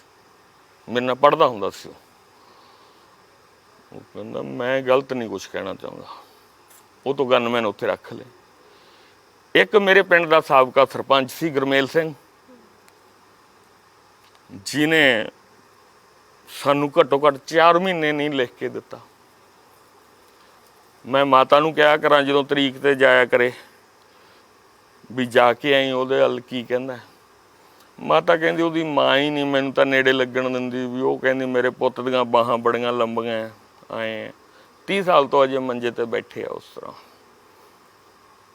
ਕੁਛ ਨਹੀਂ ਕੰਮ ਕਰ ਦਾਂਗੇ ਕੋਈ। ਚਲੋ ਜਦੋਂ 3 ਵਾਰੀ ਤੋਂ ਬਾਅਦ ਫਿਰ ਮੈਂ ਮਾਤਾ ਨੂੰ ਮੈਂ ਕਿਹਾ ਵੀ ਬੀਬੀ ਗਈ ਸੀ, ਇਹ ਰੋਣ ਲੱਗ ਗਈ। ਮੈਂ ਕਿਹਾ ਕੋਈ ਨਹੀਂ ਤੂੰ ਚੁੱਪ ਕਰ। ਤੇ ਭਾਈ ਦਾ ਨਾਂ ਹਰਵੰਸ ਹੈ, ਵੈਸੇ ਬੰਸ ਹੈਗਾ ਜਿਹੜਾ ਚੰਡੀਗੜ੍ਹ ਸਰਵਿਸ ਕਰਦਾ। ਮੈਂ ਬਾਂਸੇ ਨੂੰ ਕਹਿ ਦੂੰ ਵੀ ਫਲਾਣੇ ਥਾਂ ਜਿਹੜਾ ਹੈਗਾ ਸੁਨੇਹਾ ਦੇਵੇ ਤੇ ਉਹ ਮੇਰੇ ਨਾਲ ਮੋਗੇ ਮੁਲਾਕਾਤ ਕਰਨ। ਫਿਰ ਉੱਧਰੋਂ ਕਰਾ ਕੇ ਇਹ ਤੋਂ ਐਫੀਡੇਵਿਟ ਲਿਆ। ਚਲੋ ਗੱਲ ਇਹਦੇ 'ਚ ਵੀ ਕੁਛ ਹੋ ਰਿਹਾ, ਚਲੋ ਛੱਡੋ, ਇਹ ਤੋਂ ਐਫੀਡੇਵਿਟ ਲਿਆ। ਐਫੀਡੇਵਿਟ ਲੈ ਕੇ ਫਿਰ ਉਹ ਮੇਰਾ ਕੇਸ ਡਿਸਚਾਰਜ ਹੋਇਆ। ਫਿਰ ਜੱਜ ਅੜ ਗਿਆ ਜੀ, ਕਥੂਰ ਗਿਆ ਜੱਜ। ਕਹਿੰਦਾ ਮੈਂ ਤਾਂ ਡਿਸਚਾਰਜ ਨਹੀਂ ਕਰਦਾ, ਇਹਨੇ ਦਬਾ ਲਿਆ ਤੁਹਾਨੂੰ। ਉਹ ਮਾਮੇ ਨੇ ਤੇ ਉਹ DSP ਸੁਖਦੇਵ ਸਿੰਘ ਹੀ ਸੀ ਅਜੇ, ਉਹਨਾਂ ਨੇ ਰਾਏ ਕੀਤੀ ਵੀ ਕੀ ਕੀਤਾ ਜਾਣਾ ਚਾਹੀਦਾ। ਉਹਦੇ 'ਚ ਹੁੰਦਾ ਵੀ ਜਿਹੜਾ 14 ਦਿਨ ਦਾ ਜੁਡੀਸ਼ੀਅਲ ਰਿਮਾਂਡ ਵੀ ਹੁੰਦਾ, ਉਹ ਪੁਲਿਸ ਲਿਖ ਕੇ ਦਿੰਦੀ ਹੈ ਵੀ ਸਾਨੂੰ ਇਹਦੀ ਲੋੜ ਹੈ ਪੁੱਛਗਿੱਛ ਕਰਨ ਵਾਸਤੇ ਜਾਂ ਕਿਵੇਂ। ਉਹ DSPਆਂ ਦਾ ਸਰ ਅਸੀਂ ਰਿਮਾਂਡ ਹੀ ਨਹੀਂ ਲੈਂਦੇ, ਫਿਰ ਤੁਸੀਂ ਕਿੱਥੇ ਰੱਖੋਗੇ। ਫਿਰ ਮੈਨੂੰ ਯਾਦ ਹੈ ਵੀ 3 ਅਗਸਤ ਸੀ ਮੇਰਾ ਖਿਆਲ ਹੈ। ਉਹ ਕਹਿੰਦਾ ਵੀ 1 ਰਿਮਾਂਡ ਲੈ ਲਓ, ਅਗਲੇ ਰਿਮਾਂਡ ਤੇ ਮੈਂ ਰਾਏ ਕਰਕੇ ਕੇਸ ਡਿਸਚਾਰਜ ਕਰ ਦਿੱਤਾ। ਫਿਰ ਉਹ 17 ਅਗਸਤ ਨੂੰ ਕੇਸ ਡਿਸਚਾਰਜ ਕੀਤਾ। ਉਧਰਲੇ ਕੇਸ ਜਿਹੜੇ ਉਹ ਛੋਟੇ ਹੀ ਸੀਗੇ। ਤੇ 21/9/93 ਨੂੰ ਮੈਂ ਵਾਪਸ ਬਾਹਰ ਆਇਆ। ਆਉਣ ਤੋਂ ਬਾਅਦ ਫਿਰ ਜਿਹੜੀਆਂ ਦੁਸ਼ਵਾਰੀਆਂ ਸ਼ੁਰੂ ਹੋਈਆਂ ਉਹ ਆਪਣੇ ਢੰਗ ਦੀਆਂ ਵੱਖਰੀਆਂ ਹੀ ਸੀ, ਕਿਉਂਕਿ ਘਰ ਮਾਲੀ ਹਾਲਾਤ ਘਰ ਦੇ ਇੰਨੇ ਟੁੱਟ ਚੁੱਕੇ ਸੀ ਵੀ ਦਵਾਈ ਲੈਣ ਵਾਸਤੇ ਵੀ ਪੈਸਾ ਨਹੀਂ ਸੀ। ਅੱਜ ਵੀ ਉਹਨਾਂ ਹਾਲਾਤਾਂ 'ਚੋਂ ਗੁਜ਼ਰ ਰਹੇ ਆ। ਉਦੋਂ ਜ਼ਮੀਨ ਵੀ ਵੇਚੀ। ਜੇ ਮੈਨੂੰ ਅੱਜ ਕੋਈ ਇਹ ਸਵਾਲ ਕਰਨਾ ਚਾਹੇ ਵੀ ਜ਼ਮੀਨ ਕਿੰਨੀ ਵੇਚੀ, ਮੈਂ ਇਹ ਕਹਿ ਸਕਦਾ ਵੀ ਸਾਰ ਕੋਈ ਵੇਚਤੀ, ਕਿਉਂ ਵਿਆਜ ਹੀ ਭਰੀ ਜਾਂਦੇ ਆ ਲੋਕਾਂ ਦਾ। ਠੀਕ ਹੈ ਨਾ ਜੀ। ਜਦੋਂ ਵਿਆਜ 'ਚ ਹੀ ਜਾਈ ਜਾਂਦਾ ਤੇ ਉਹ ਚਾਹੇ ਜ਼ਮੀਨ ਵੇਚ ਕੇ ਲਾਣ ਦੇ ਤੇ ਚਾਹੇ ਕਮਾ ਕੇ ਵਿਆਜ ਭਰੀ ਜਾਂਦੇ ਆ, ਉਹਦੇ 'ਚ ਕੋਈ ਫਰਕ ਨਹੀਂ। ਇਲਾਜ ਕਰਾਉਣ ਤੋਂ ਅਸਮਰੱਥ ਹੈ, ਪਰ ਫਿਰ ਵੀ ਜਿੰਨਾ ਕੁ ਹੋ ਸਕਦਾ, ਜਿਵੇਂ ਵੀ ਹੋ ਸਕਦਾ, ਜਿੱਥੇ ਦੱਸ ਪੈਂਦੀ ਹੈ ਮੈਂ ਕੋਸ਼ਿਸ਼ ਕਰਦਾ ਵੀ ਮੇਰਾ ਇਲਾਜ ਹੋ ਜਾਏ, ਕਿਉਂਕਿ ਮਾਂ ਨੂੰ ਦੇਖਣਾ ਬਹੁਤ ਔਖਾ ਹੈ। ਹੁਣ ਬੇਟੀ ਹੈ ਮੇਰੇ 12th 'ਚ ਹੈ, ਉਹਨੂੰ ਵੀ ਦੇਖਣਾ ਬਹੁਤ ਔਖਾ ਹੈ, ਵਾਈਫ ਨੂੰ ਦੇਖਣਾ ਵੀ ਬਹੁਤ ਔਖਾ ਹੈ। ਨਾਲੇ ਜਿਸ ਤਰ੍ਹਾਂ ਤੁਹਾਡੇ ਨਾਲ ਜੋ ਉਮਰ ਸੀ ਤੁਹਾਡੀ ਕਾਫੀ ਛੋਟੀ ਸੀ, 19-20 ਸਾਲ ਦੀ, ਹੁਣ ਤੁਸੀਂ ਸਿਰਫ 52 ਸਾਲ ਦੇ ਹੋ। ਤੇ ਜੋ ਹਾਲਾਤ ਇਸ ਵਕਤ ਤੁਹਾਡੇ ਸਰੀਰਕ ਪੱਖੋਂ ਹੋਏ ਹੈ, ਉਹ ਅਸੀਂ ਅਕਸਰ ਕਹਿੰਦੇ ਹਾਂ ਕਿ 75-80 ਸਾਲ ਦੀ ਉਮਰ ਵਿੱਚ ਜਾ ਕੇ ਅਜਿਹਾ ਬੰਦਾ, ਮਤਲਬ ਤੁਹਾਡੀ ਜ਼ਿੰਦਗੀ ਦੇ 30 ਸਾਲ ਤਾਂ ਇਸ ਤਸ਼ੱਦਦ ਨੇ ਖਤਮ ਕਰਤੇ। 30 ਸਾਲ ਖਾ ਗਿਆ ਤਸ਼ੱਦਦ ਮੇਰੀ ਜ਼ਿੰਦਗੀ ਦੇ, ਇਹ ਕਹਿ ਸਕਦਾ। ਅੱਜ ਮੈਨੂੰ ਕੋਈ ਨਹੀਂ ਕਹਿੰਦਾ ਦੇਖਣ ਨੂੰ ਵੀ ਤੁਸੀਂ 50-52 ਸਾਲ ਇਹ 50-52 ਸਾਲ ਦਾ, ਕਿਉਂਕਿ એનર્ਜੀ ਜੋ ਹੁੰਦੀ ਹੈ ਸਰੀਰਕ ਪੱਖੋਂ। ਜੇ ਹੁਣ ਮੈਂ ਵੈਸੇ ਤਾਂ ਬੱਸ ਘੱਟ ਚੜੀਦਾ, ਟ੍ਰੇਨ ਜਾਂ ਬੱਸ ਚੜੀਦਾ ਤਾਂ ਅਗਲਾ ਇਹ ਕਹਿੰਦਾ ਬਜ਼ੁਰਗੋ ਗਾਂਹ ਹੋਇਓ। ਇਹ ਕੋਈ ਨਹੀਂ, 50 ਸਾਲ ਦੇ ਬੰਦੇ ਜਿਹੜੇ ਹੋਰ ਹੈ ਦੌੜਦੇ ਫਿਰਦੇ, ਉਹ ਮੇਰੇ ਤਰ੍ਹਾਂ ਵੇਖਣ ਨੂੰ ਨਹੀਂ ਲੱਗਦੇ ਜੀ। ਉਹ ਕਈ ਵਾਰੀ ਤਾਂ ਇਸ ਤਰ੍ਹਾਂ ਵੀ ਹੁੰਦਾ ਵੀ 60 ਸਾਲ ਦੀ ਬੁੜੀ ਮੈਨੂੰ ਕਹਿ ਰਹੀ ਹੁੰਦੀ ਹੈ ਬਜ਼ੁਰਗਾ ਗਾਂਹ ਹੋਈ। ਇਹੋ ਜਿਹੇ ਹਾਲਾਤ ਵੀ ਮੈਨੂੰ ਦੇਖਣੇ ਪੈਂਦੇ ਆ। ਕਈ ਵਾਰੀ ਮਨ ਤੇ ਲੱਗਦੀ ਵੀ ਹੈ ਗੱਲ ਵੀ ਕਿੱਥੋਂ ਕਿੱਥੇ ਆ ਗਏ। ਕਿਉਂ ਲੱਗਦੀ ਹੈ ਵੀ ਸਾਡੇ ਜਿਹੜੇ ਜਰਨੈਲ ਸੀ ਉਹ ਸਾਰੇ ਵਿਕ ਗਏ, ਉਹਨਾਂ ਦੇ ਕਿਸੇ ਦੇ ਥੱਪੜ ਨਹੀਂ ਵੱਜਾ। ਮੈਂ ਆਪਦੇ ਸਾਥੀਆਂ ਬਾਰੇ ਸੋਚਦਾ ਹੁੰਨਾ ਵੀ ਉਹ ਮਰੀ ਗਏ ਤੇ ਮੈਂ ਕੁੱਟਾਂ ਖਾਈ ਗਿਆ, ਤੇ ਜਿਹੜੇ ਸਾਨੂੰ ਚਲਾਉਣ ਵਾਲੇ ਸੀ ਉੱਤੋਂ ਤੁਣ ਕੇ ਨਾ ਉਹ ਬੈਠੇ ਅੱਜ ਵੱਡੀਆਂ ਗੱਡੀਆਂ 'ਚ ਘੁੰਮਦੇ ਆ, ਸ਼ਾਹੀ ਜ਼ਿੰਦਗੀ ਜਿਉਂਦੇ ਆ। ਔਰ ਜੋ ਵੀ ਅੱਜ ਇੱਥੇ ਸੁੱਖ ਸੁਵਿਧਾ ਮੌਜੂਦ ਹੈ ਦੁਨੀਆ ਤੇ ਉਹ ਹਰ ਇੱਕ ਮੰਨ ਰਹੇ ਆ। ਪਰ ਇੰਨਾ ਤਸ਼ੱਦਦ ਆਇਆ, ਜਿੱਦਾਂ ਤੁਸੀਂ ਜ਼ਿਕਰ ਕੀਤਾ ਕਿ ਸਿੱਖ ਕੌਮ ਦੇ ਹੀ ਬੰਦਿਆਂ ਨੇ ਸਿੱਖਾਂ ਤੇ ਹੀ ਤਸ਼ੱਦਦ ਆਇਆ, ਬਿਲਕੁਲ। ਉਸ ਦਾ ਕੀ ਅੰਜਾਮ ਕੀ ਨਿਕਲਿਆ, ਸਾਡੀ ਕੌਮ ਨੂੰ ਕੀ ਮਿਲਿਆ? ਕੌਮ ਦਾ ਦੋਨੇ ਪਾਸੇ ਨੁਕਸਾਨ ਹੋਇਆ ਜੀ। ਜੇ ਪੁਲਿਸ ਮਰ ਗਈ ਉਹ ਵੀ ਸਾਡੀ ਮਰ ਗਈ ਜੀ, ਜੇ ਖਾੜਕੂ ਮਰ ਗਏ ਉਹ ਵੀ ਸਾਡੇ ਮਰ ਗਏ। ਮਾਰ ਕਿਹਨੇ ਦਿੱਤੇ? ਆਪਣੇ ਬੰਦੇ, ਸਾਡੇ ਉਹ ਲੀਡਰਾਂ ਨੇ,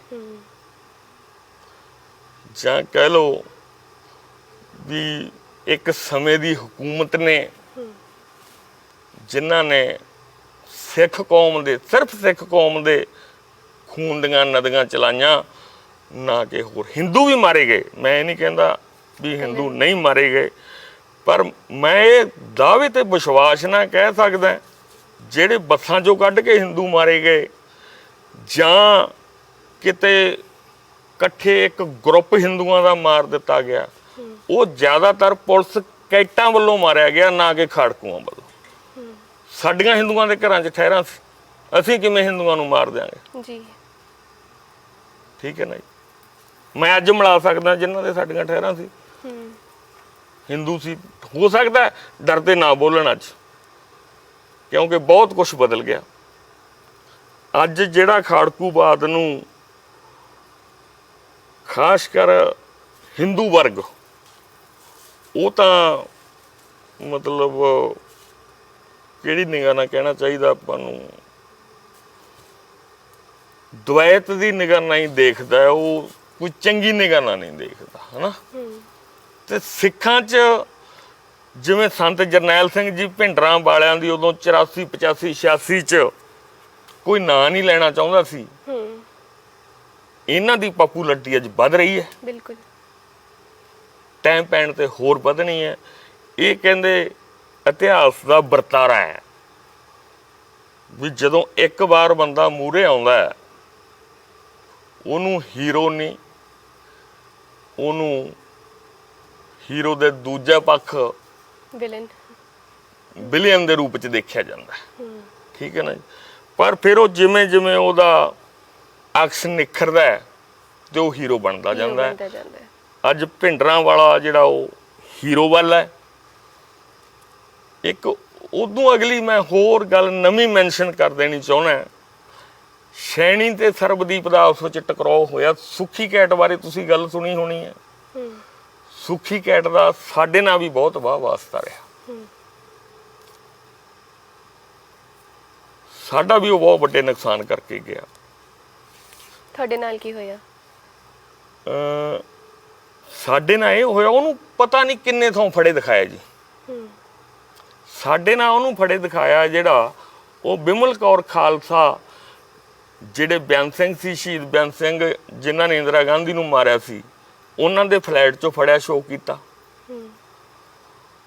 ਉੱਥੋਂ ਫੜਿਆ, ਸ਼ੋਅ ਕਰਕੇ ਗੁਰਜੰਟ ਸਿੰਘ ਰਾਜਸਥਾਨੀ ਨੂੰ ਉੱਥੋਂ ਗੋਲੀ ਮਾਰ ਕੇ ਪਿੱਛੋਂ ਮਾਰ ਲਿਆ, ਸ਼ਹੀਦ ਕਰ ਲਿਆ। ਉਹਨੂੰ ਛਡਾਉਣ ਵਾਸਤੇ ਅਸੀਂ 6 ਬੰਦੇ ਚੱਕੇ, 7ਵਾਂ ਚੱਕ ਰਹੇ ਸੀ ਜਿਹਦੇ 'ਚ ਮੈਂ ਫੜਿਆ ਗਿਆ। ਬਹੁਤ ਵੱਡਾ ਉਹਨੇ ਮਤਲਬ ਇੱਕ ਤਰ੍ਹਾਂ ਦਾ ਘਾਤ ਸਾਡੇ ਨਾਲ ਕੀਤਾ। ਬਿਲਕੁਲ। ਔਰ ਜਦੋਂ ਇਹਨਾਂ ਦਾ ਆਪਸ ਵਿੱਚ ਟਕਰਾਅ ਹੋਇਆ ਨਾ ਜੀ, ਫਿਰ ਇਹਨਾਂ 'ਚੋਂ ਇੱਕ ਅਫਸਰ ਨੇ ਜਲੰਧਰ ਪੰਜਾਬੀ ਟ੍ਰਿਬਿਊਨ ਨੂੰ ਬਿਆਨ ਦਿੱਤਾ ਵੀ ਜਿਹੜਾ ਸੁੱਖੀ ਆ ਇੰਨੇ ਕਤਲਾਂ ਦਾ ਜ਼ਿੰਮੇਵਾਰ, ਉਹ ਮਾਡਲ ਟਾਊਨ 'ਚ ਹਰਜੀਤ ਸਿੰਘ ਕਾਹਲੋਂ ਦੇ ਨਾਂ ਤੇ ਬਹਿ ਕੇ ਠੇਕੇਦਾਰੀ ਕਰ ਰਿਹਾ। ਅੱਛਾ। ਜਦੋਂ ਕਿ ਉਹ ਇਕੱਲੀ ਠੇਕੇਦਾਰੀ ਨਹੀਂ ਕਰ ਰਿਹਾ ਸੀ। ਇੱਕ ਰਾਜਾ ਘੰਡੋਲਾ ਆਇਆ ਸੀ ਆਈਸ ਡਰੱਗ ਵਾਲਾ, ਸ਼ਾਇਦ ਤੁਸੀਂ ਸੁਣਿਆ ਹੋਵੇ, ਜਲੰਧਰ ਦਾ ਪਿੰਡ ਹੈ ਘੰਡੋਲਾ। ਹਾਂਜੀ। ਉਹਦੇ ਨਾਲ ਸਮਗਲਿੰਗ ਵੀ ਸਾਂਝੀ ਕਰਦਾ ਸੀ ਤੇ ਠੇਕੇਦਾਰੀ ਵੀ ਕਰਦਾ ਸੀ। ਫਿਰ ਜਦੋਂ ਇੱਥੇ ਗੱਲ ਫਲੈਸ਼ ਹੋਈ ਤਾਂ ਦੂਜੇ ਅਫਸਰ ਨੇ ਉਹਨਾਂ ਚੋਂ ਬਿਆਨ ਦਿੱਤਾ ਵੀ ਇਹ ਇੱਕ ਨਹੀਂ, ਇਹ ਜਿਹਾ ਸਾਡੇ ਕੋਲੇ 300 ਸਾਂਭਿਆ ਵਾ, ਜਿਹਦੇ ਚੋਂ ਜ਼ਿਆਦਾ ਅੰਮ੍ਰਿਤਸਰ ਫਿੱਟ ਕੀਤੇ ਵੇ, ਬਾਕੀ ਸਾਰੇ ਸ਼ਹਿਰਾਂ 'ਚ ਫਿੱਟ ਕੀਤੇ ਵੇ। ਹੁਣ ਤੁਸੀਂ ਦੇਖੋ ਵੀ ਇੱਕ ਕੌਮ ਨੂੰ ਵੱਡਾ ਖਤਰਾ, ਇੱਕ ਜਿਹੜਾ ਬੰਬ ਬਣ ਕੇ ਕਦੇ ਵੀ ਫਟ ਸਕਦੇ ਹੈ, ਉਹ 300 ਬੰਦਾ ਸਾਡੀ ਕੌਮ 'ਚ, ਸਾਡੀ ਕੌਮ ਦਾ ਸਿੱਖ ਨੌਜਵਾਨ ਇਸ ਤਰ੍ਹਾਂ ਦਾ ਬੈਠਾ ਹੈ ਵੀ ਜਿਹੜਾ ਕੌਮ ਨੂੰ ਕਦੇ ਵੀ ਲਾਵਾ ਲਾ ਸਕਦਾ ਜੀ।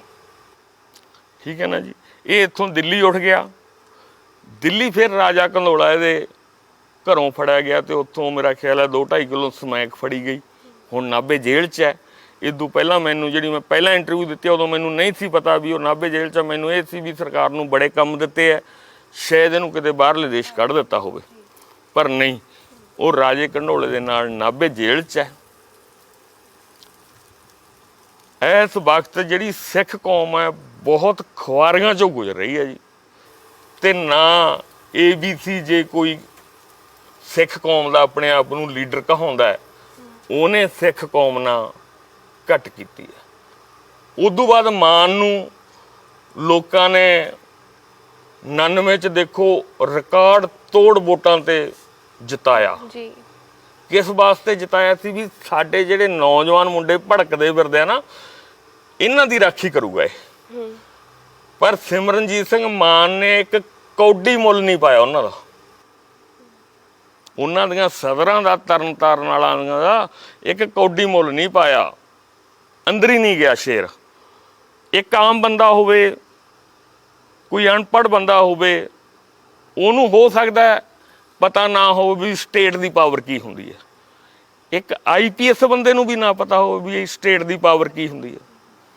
ਜੇ ਇਹ ਜਾ ਕੇ 99 'ਚ ਸਾਡੀ ਅੰਦਰ ਆਵਾਜ਼ ਉਠਾਉਂਦਾ ਤਾਂ ਸਾਡੀ ਕੌਮ ਦਾ ਇੰਨਾ ਘਾਣ ਨਾ ਹੁੰਦਾ। ਸਾਰਿਆਂ ਨੇ ਬਾਈਕਾਟ ਕੀਤਾ, 7% ਵੋਟਾਂ ਨਾਲ ਸਰਕਾਰ ਬਣੀ। ਅੱਜ ਤੱਕ ਤੁਸੀਂ ਕਦੇ ਲਹਿੰਦੇ ਚੜ੍ਹਦੇ ਇਹ ਨਹੀਂ ਸੁਣਿਆ ਹੋਣਾ ਵੀ 7% ਨਾਲ 7% ਵੋਟਾਂ ਪੋਲ ਹੋ ਕੇ ਸਰਕਾਰ ਬਣੀ ਹੋਵੇ। ਸਾਡੇ ਇੱਥੇ ਜੋਗਾ ਹਲਕਾ ਪੈਂਦਾ ਨੇੜੇ, ਹੁਣ ਮੋੜ ਬਣ ਗਿਆ, 350 ਵੋਟ ਵਾਲਾ MLA ਬਣਿਆ ਸੀ ਕਾਮਰੇਡ ਸਾਡਾ। ਤੁਸੀਂ ਜਿਹੜਾ ਉਹ ਸਾਰਾ ਕੁਝ ਪੂਰਾ ਕਰੀ ਚੱਲੋ। ਸਿਮਰਨਜੀਤ ਸਿੰਘ ਮਾਨ ਦਾ ਕਹਿੰਦੇ ਇਹ ਹਾਲ ਹੈ ਵੀ ਜਿਹੜਾ ਪੋਲੀਟੀਕਲ ਸਟੇਜ ਲੈਂਦੇ ਨਾ ਅਮਰੀਕਾ 'ਚ ਜਾ ਕੇ, ਉਹ ਇਹਨਾਂ ਦੀ ਲੈਟਰ ਪੈਡ ਤੇ ਲਿਖਾ ਕੇ ਲਿਜਾਂਦੇ ਆ। ਉਹ ਵੀ ਮੈਂ ਪੜ੍ਹਿਆ ਜਾਂ ਸੁਣਿਆ, ਉਹ ਕਹਿੰਦੇ ਉਹ ਪੈਸਾ ਇੰਨਾ ਹੋ ਗਿਆ ਜਿਹੜਾ ਲਿਖ ਕੇ ਦਿੰਦੇ ਆ, ਉਹਦੇ ਇੰਨੇ ਰੁਪਈਏ ਲੈਂਦੇ ਆ ਵੀ ਚੰਡੀਗੜ੍ਹ ਉਹਦੇ ਪੈਸੇ ਨਾਲ ਇਕੱਲਿਆਂ ਨਹੀਂ ਖਰੀਦਿਆ ਜਾ ਸਕਦਾ। ਮਾਨ ਸਾਹਿਬ ਕੋਲ ਇੰਨਾ ਕੁ ਪੈਸਾ ਹੋ ਗਿਆ, ਮਾਨ ਸਾਹਿਬ ਕੌਮ ਦੇ ਇੰਨੇ ਵਫਾਦਾਰ ਹੋ ਗਏ। ਹੁਣ ਫੇਰ ਖਾਲਿਸਤਾਨਵਾਦ ਜਿੰਦਾਬਾਦ ਕਹਿ ਕੇ ਮਤਲਬ ਨਵੀਂ ਜਨਰੇਸ਼ਨ ਨੂੰ ਉਕਸਾਉਣ ਨੂੰ ਫਿਰਦੇ ਆ, ਪਰ ਹੁਣ ਉਹਨਾਂ ਦੀਆਂ ਗੱਲਾਂ 'ਚ ਆਉਣ ਵਾਲਾ ਤਾਂ ਕੋਈ ਨਹੀਂ। ਜੋ ਤੁਸੀਂ ਜ਼ਿਕਰ ਕੀਤਾ ਸੀਗਾ ਕਿ ਕਰੰਟ ਲਗਾਏ ਜਾਂਦੇ ਸੀਗੇ, ਬਿਲਕੁਲ ਜੀ, ਉਹ ਕੀ ਘਟਨਾ ਸੀਗੀ, ਇੱਕ ਵਾਰ ਸਾਡੇ ਨਾਲ ਸਾਂਝੀ ਕਰੋ ਕਿਸ ਤਰ੍ਹਾਂ ਦਾ? ਕਿਉਂਕਿ ਜਦੋਂ ਅਸੀਂ ਸੁਣਿਆ ਤੁਹਾਡੇ ਮੂੰਹੋਂ ਕਿਸੇ ਇੰਟਰਵਿਊ ਵਿੱਚ ਤਾਂ ਸੁਣਦੇ ਸੁਣਦੇ ਰੌਂਗਟੇ ਖੜੇ ਹੋ ਗਏ। ਹੁਣ ਮੇਰੇ ਚਿਹਰੇ ਤੇ ਜੇ ਤੁਹਾਡਾ ਨਿਗਾਹ ਪਈ ਹੋਈ ਤਾਂ ਹੁਣ ਵੀ ਮੇਰਾ ਤਰਾ ਨਿਕਲ ਗਿਆ, ਹੌਂਕਾ ਆ ਗਿਆ ਮਨ 'ਚ ਵੀ ਮੈਂ ਉਹਨਾਂ ਨੂੰ ਕਿਵੇਂ ਚੱਲਦਾ ਰਿਹਾ ਹੈ। ਕਰੰਟ ਦੇ ਨਾਲ ਹੀ ਇੱਕ ਹੋਰ ਗੱਲ ਦੱਸਦਾ, ਹੁਣ ਕਰੰਟ ਲਾਉਂਦੇ ਸੀ ਜੀ ਜੀਭ ਤੇ ਆ ਪਾਸੇ ਸਾਈਡਾਂ ਕੀ ਸਾਰਾ ਕੁਝ ਛਿੱਲਿਆ ਪਿਆ, ਮੈਂ ਬੁਰਸ਼ ਨਹੀਂ ਕਰ ਸਕਦਾ। ਜੇ ਮੈਂ ਬੁਰਸ਼ ਕਰਕੇ ਕੁਰਲੀ ਕਰਦਾ ਨਾ ਤੇ ਫਿਰ ਵਾਸ਼ ਬੇਸਿਨ ਖੂਨ ਨਾ ਭਰਦਾ। ਫਰੀਦਕੋਟ CI ਸਟਾਫ 'ਚ 6 ਦਿਨ ਮੈਨੂੰ ਜਿਹੜੇ ਵੱਡੇ ਕੀੜੇ ਹੁੰਦੇ ਆ ਉਹਨਾਂ ਕੀੜਿਆਂ ਤੇ ਰੱਖਿਆ ਗਿਆ ਜੀ। 2 ਦਿਨ ਬਿਲਕੁਲ ਅਲਫ ਨੰਗਾ ਰੱਖਿਆ ਗਿਆ, ਪੂਰੇ 6 ਦਿਨ ਉੱਥੇ ਮੈਨੂੰ CI ਸਟਾਫ ਰੱਖਿਆ। 6 ਦੇ 6 ਦਿਨ ਉਹਨਾਂ ਕੀੜਿਆਂ ਤੇ ਰੱਖਿਆ। ਕਾਠ 'ਚ ਲੱਤਾਂ ਲਾਉਂਦੇ ਜਿੰਨੀਆਂ ਚੌੜੀਆਂ ਹੁੰਦੀਆਂ ਸੀ ਕਰਕੇ, ਕਾਠ ਦੇ ਪਿੱਛੇ ਕੀੜੇ ਸੀ, ਇੱਧਰ ਵੀ ਆ ਜਾਂਦੇ ਸੀ। ਉਹ 6 ਦਿਨ ਮੈਨੂੰ ਪਤਾ ਹੈ ਵੀ ਸ਼ਾਇਦ ਮੇਰੀ ਜ਼ਿੰਦਗੀ ਦੇ ਵੈਸੇ ਤਾਂ ਸਾਰੀ ਘਟਨਾ ਹੀ ਉਹ ਭੁੱਲ ਹੈ, ਪਰ ਉਹ ਕੀੜਿਆਂ ਵਾਲੀ ਤਾਂ 6 ਦਿਨ ਜਮਾਂ ਹੀ ਭੁੱਲ ਹੈ ਨਾ, ਉਹ ਤਾਂ ਭੁੱਲੀ ਜਾ ਹੀ ਨਹੀਂ ਸਕਦੀ ਕਿਸੇ ਤਰੀਕੇ ਨਾਲ। ਇਸ ਤਰ੍ਹਾਂ ਬਹੁਤ ਭੈੜੇ ਤਰੀਕੇ ਨਾਲ ਟੌਰਚਰ ਕਰਦੇ ਸੀ। ਜਿਹੜਾ ਫਰੀਦਕੋਟ CI ਸਟਾਫ 'ਚ ਬੰਦਾ ਟੌਰਚਰ ਕਰਦਾ ਸੀ ਉਹ ਆਪਣੇ ਆਪ ਨੂੰ ਬੁੱਚੜ ਕਹਿੰਦਾ ਸੀ ਬੰਦਾ। ਜਦੋਂ ਮੈਨੂੰ ਰਾਤ ਨੂੰ 11-12 ਵਜੇ, ਮੈਨੂੰ ਨਹੀਂ ਪਤਾ ਕਿੰਨਾ ਟਾਈਮ ਹੋਊ, ਪਰ ਲੇਟ ਸੀ, ਮੇਰੇ ਇੱਥੇ ਮਾਰ ਕੇ ਘਸੁੰਨ ਕਹਿੰਦਾ ਵੀ ਪਤਾ ਕਿਹਦੇ ਪੇਸ਼ ਪੈ ਗਿਆ। ਮੈਂ ਕਿਹਾ ਜੀ ਮੇਰੇ ਤਾਂ 4 ਮੀਟਰ ਦਾ ਦੁਪੱਟਾ ਬਲੇਟਾ ਮੂੰਹ ਤੇ, ਮੈਨੂੰ ਕੀ ਪਤਾ ਕਿਹਦੇ ਪੇਸ਼ ਪੈ ਗਿਆ। ਕਹਿੰਦਾ ਮੈਨੂੰ ਬਚਨਾ ਬੁੱਚੜ ਕਹਿੰਦੇ ਆ। ਮੈਂ ਕਿਹਾ ਜੀ ਬੁੱਚੜਪੁਣਾ ਹੀ ਪਹਿਲਾਂ ਹੁੰਦਾ ਆਇਆ, ਹੁਣ ਤੁਸੀਂ ਚਾਲ ਲਾ ਲਓ। ਕਿਉਂਕਿ ਉਦੋਂ ਡਰ ਡੁਰ ਚੱਕਿਆ ਜਾਂਦਾ। ਮੈਂ ਉਹਨਾਂ ਨੂੰ ਰੋਜ਼ ਆਂਦਾ ਸੀ ਮੇਰੇ ਗੋਲੀ ਮਾਰ ਦਿਓ ਯਾਰ, ਨਿਬੇੜ ਦਿਓ ਗੱਲ। ਮੈਨੂੰ ਫਿਰ ਉਹਨੇ ਟੌਰਚਰ ਕੀਤਾ 4 ਦਿਨ ਉੱਥੇ। 5 ਦਿਨ ਪਹਿਲਾਂ ਕਰਿਆ ਸੀਗਾ, 9 ਵਾਰੀ ਮੈਨੂੰ 92 ਚ ਟੌਰਚਰ ਕਰਿਆ। ਬਸ ਸਾਰੀਆਂ ਜੇ ਮੈਂ ਹੁਣ ਤੁਹਾਨੂੰ ਗਣਾਈ ਦਿੰਦਾ, ਗਣਾਉਣੀਆਂ ਚਾਹੀਦੀਆਂ ਵੀ ਕੀ ਐਕਸਰਸਾਈਜ਼ਾਂ ਕਰਾਉਂਦੇ ਸੀ। ਪਹਿਲਾਂ ਘੋਟਾ ਲਾਉਂਦੇ, ਫਿਰ ਪਾੜਦੇ ਫਿਰ 180 ਤੱਕ ਨਹੀਂ ਖੜਦੇ ਸੀ। ਇੱਥੇ ਦੁਪੱਟਾ ਪਾ ਕੇ, ਇੱਥੇ ਅੱਡੀਆਂ ਲਾ ਕੇ ਗਾਂਹ ਨੂੰ ਖਿੱਚ ਲੈਂਦੇ, ਪੈਰਾਂ ਦੀ ਵਿੱਥੀ ਥੋੜੀ ਰਹਿ ਜਾਂਦੀ। ਜਿੱਥੋਂ ਤੱਕ ਬਾਹਾਂ ਘੱਟੋ ਘੱਟ ਇੱਥੋਂ ਤੱਕ ਤਾਂ ਜਾਂਦੇ ਹੀ ਜਾਂਦੇ। ਮੈਨੂੰ ਲੱਗਦਾ ਵੀ ਇਦੋਂ ਵੀ ਗਾਹਾਂ ਲੰਘ ਜਾਂਦੇ ਸੀ। ਫਿਰ ਉਹਨਾਂ ਨੂੰ ਕੁੱਟਦੇ ਉਸੇ ਤਰ੍ਹਾਂ ਅੱਡੀਆਂ ਨਾਲ। ਉਹ ਕਰ ਲਿਆ, ਵਾਪਸ ਲਿਆਂਦੇ। ਫਿਰ ਜਦੋਂ ਵਾਪਸ ਲੈ ਕੇ ਆਉਂਦੇ ਨਾ ਜੀ, ਉਹ ਤਾਂ ਜਿਹਦੇ ਨਾਲ ਬੀਤੀ ਆ ਉਹੀ ਦੱਸ ਸਕਦਾ ਵੀ ਵਾਪਸ ਲੱਤਾਂ ਕਿਵੇਂ ਆਉਂਦੀਆਂ। ਜੇ ਕੋਈ ਝੂਠ ਮਾਰਨਾ ਚਾਹੇ ਉਹ ਨਹੀਂ ਮਾਰ ਸਕਦਾ। ਜਾਨ ਨਿਕਲ ਜਾਂਦੀ ਹੈ ਜਦੋਂ ਲੱਤਾਂ ਵਾਪਸ ਆਉਂਦੀਆਂ।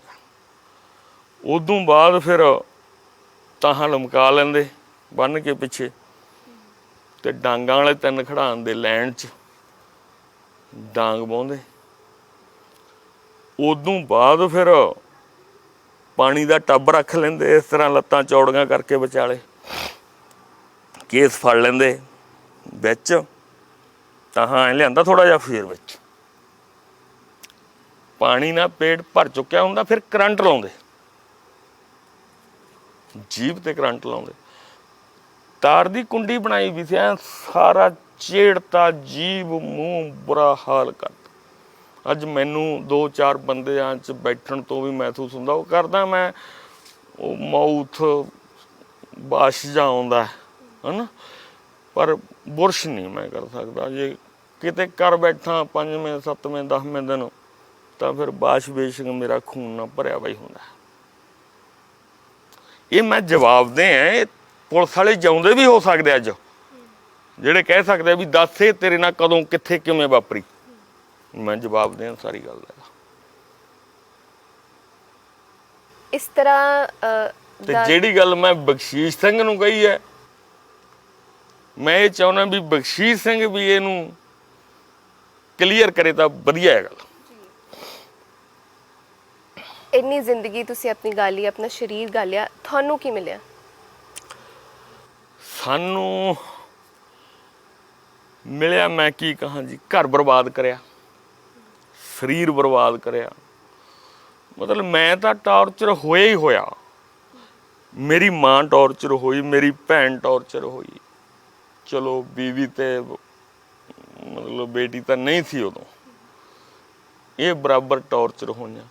ਔਰ ਇੱਕ ਵੱਡਾ ਦਿਖਾਂਤ ਉਦੋਂ ਜੁੜ ਗਿਆ ਵੀ ਭੈਣ ਕੋਲੇ 10 ਦਿਨਾਂ ਦੀ ਗੁੜੀਆ ਨੇ ਜਨਮ ਲਿਆ ਸੀ। ਉਹ ਸੀ ਕਿਹੋ ਜਿਹੇ ਹਾਲਾਤ ਹੋਣਗੇ ਤੁਸੀਂ ਆਪ ਹੀ ਹਿਸਾਬ ਲਾ ਲਓ। ਬਹੁਤ ਔਖਾ ਹੈ, ਮਤਲਬ ਮੇਰੇ ਤੋਂ ਆਪ ਤੋਂ ਸੁਣਿਆ ਨਹੀਂ ਜਾ ਰਿਹਾ ਜਿਸ ਤਰ੍ਹਾਂ ਮੈਂ ਦੇਖ ਰਿਹਾ ਜੀ। ਪਰ ਜਦੋਂ ਬੀਤ ਜੇ ਨਾ, ਫਿਰ ਬੋਲਣਾ ਔਖਾ ਨਹੀਂ ਰਹਿੰਦਾ। ਮੈਂ ਉਹਨਾਂ ਨੂੰ ਰੋਜ਼ ਕਹਿੰਦਾ ਵੀ ਮੇਰੇ ਗੋਲੀ ਮਾਰ ਦਿਓ ਯਾਰ, ਨਿਬੇੜੋ ਗੱਲ। ਉਹਨਾਂ ਨੇ ਕਹਿਣਾ ਕਿਉਂ? ਮੈਂ ਕਹਿੰਦਾ ਤੁਸੀਂ ਇੱਕ ਗੋਲੀ ਨਾਲ ਮਾਰ ਦਿਓਗੇ, ਫਿਰ ਮੈਂ ਨਿੱਤ ਮਰਿਆ ਕਰੂੰ। ਅੱਜ ਮੈਂ ਨਿੱਤ ਮਰਦਾ। ਜਿੰਨੇ ਪੈਸੇ ਦੀ ਲੋੜ ਹੈ ਵੀ ਮੈਨੂੰ ਇੰਨੇ ਪੈਸੇ ਦੀ ਦਵਾਈ ਚਾਹੀਦੀ, ਉਹਨਾਂ ਪੈਸਾ ਮੇਰੇ ਕੋਲੇ ਹੈ ਨਹੀਂ। ਠੀਕ ਹੈ ਨਾ ਜੀ? ਜਿੰਨੀ ਹੋਰ ਸੁੱਖ ਸੁਵਿਧਾ ਦੀ ਲੋੜ ਆ ਉਹ ਮੇਰੇ ਕੋਲੇ ਹੈ ਨਹੀਂ, ਕਿਉਂਕਿ ਮੈਂ ਛੱਡੀ ਨਹੀਂ, ਮੈਂ ਆਪ ਕਮਾਈ ਹੈ। ਮੇਰਾ ਸਿੰਗਾਪੁਰ ਦਾ ਜਨਮ ਸੀ, ਮੈਂ ਕਿਤੇ ਜਾ ਕੇ ਸੈਟਲ ਹੋ ਜਾਂਦਾ। ਮੈਨੂੰ 4 ਵਾਰ ਅਮਰੀਕਾ ਜਾਣ ਦਾ ਟਾਈਮ ਮਿਲਿਆ।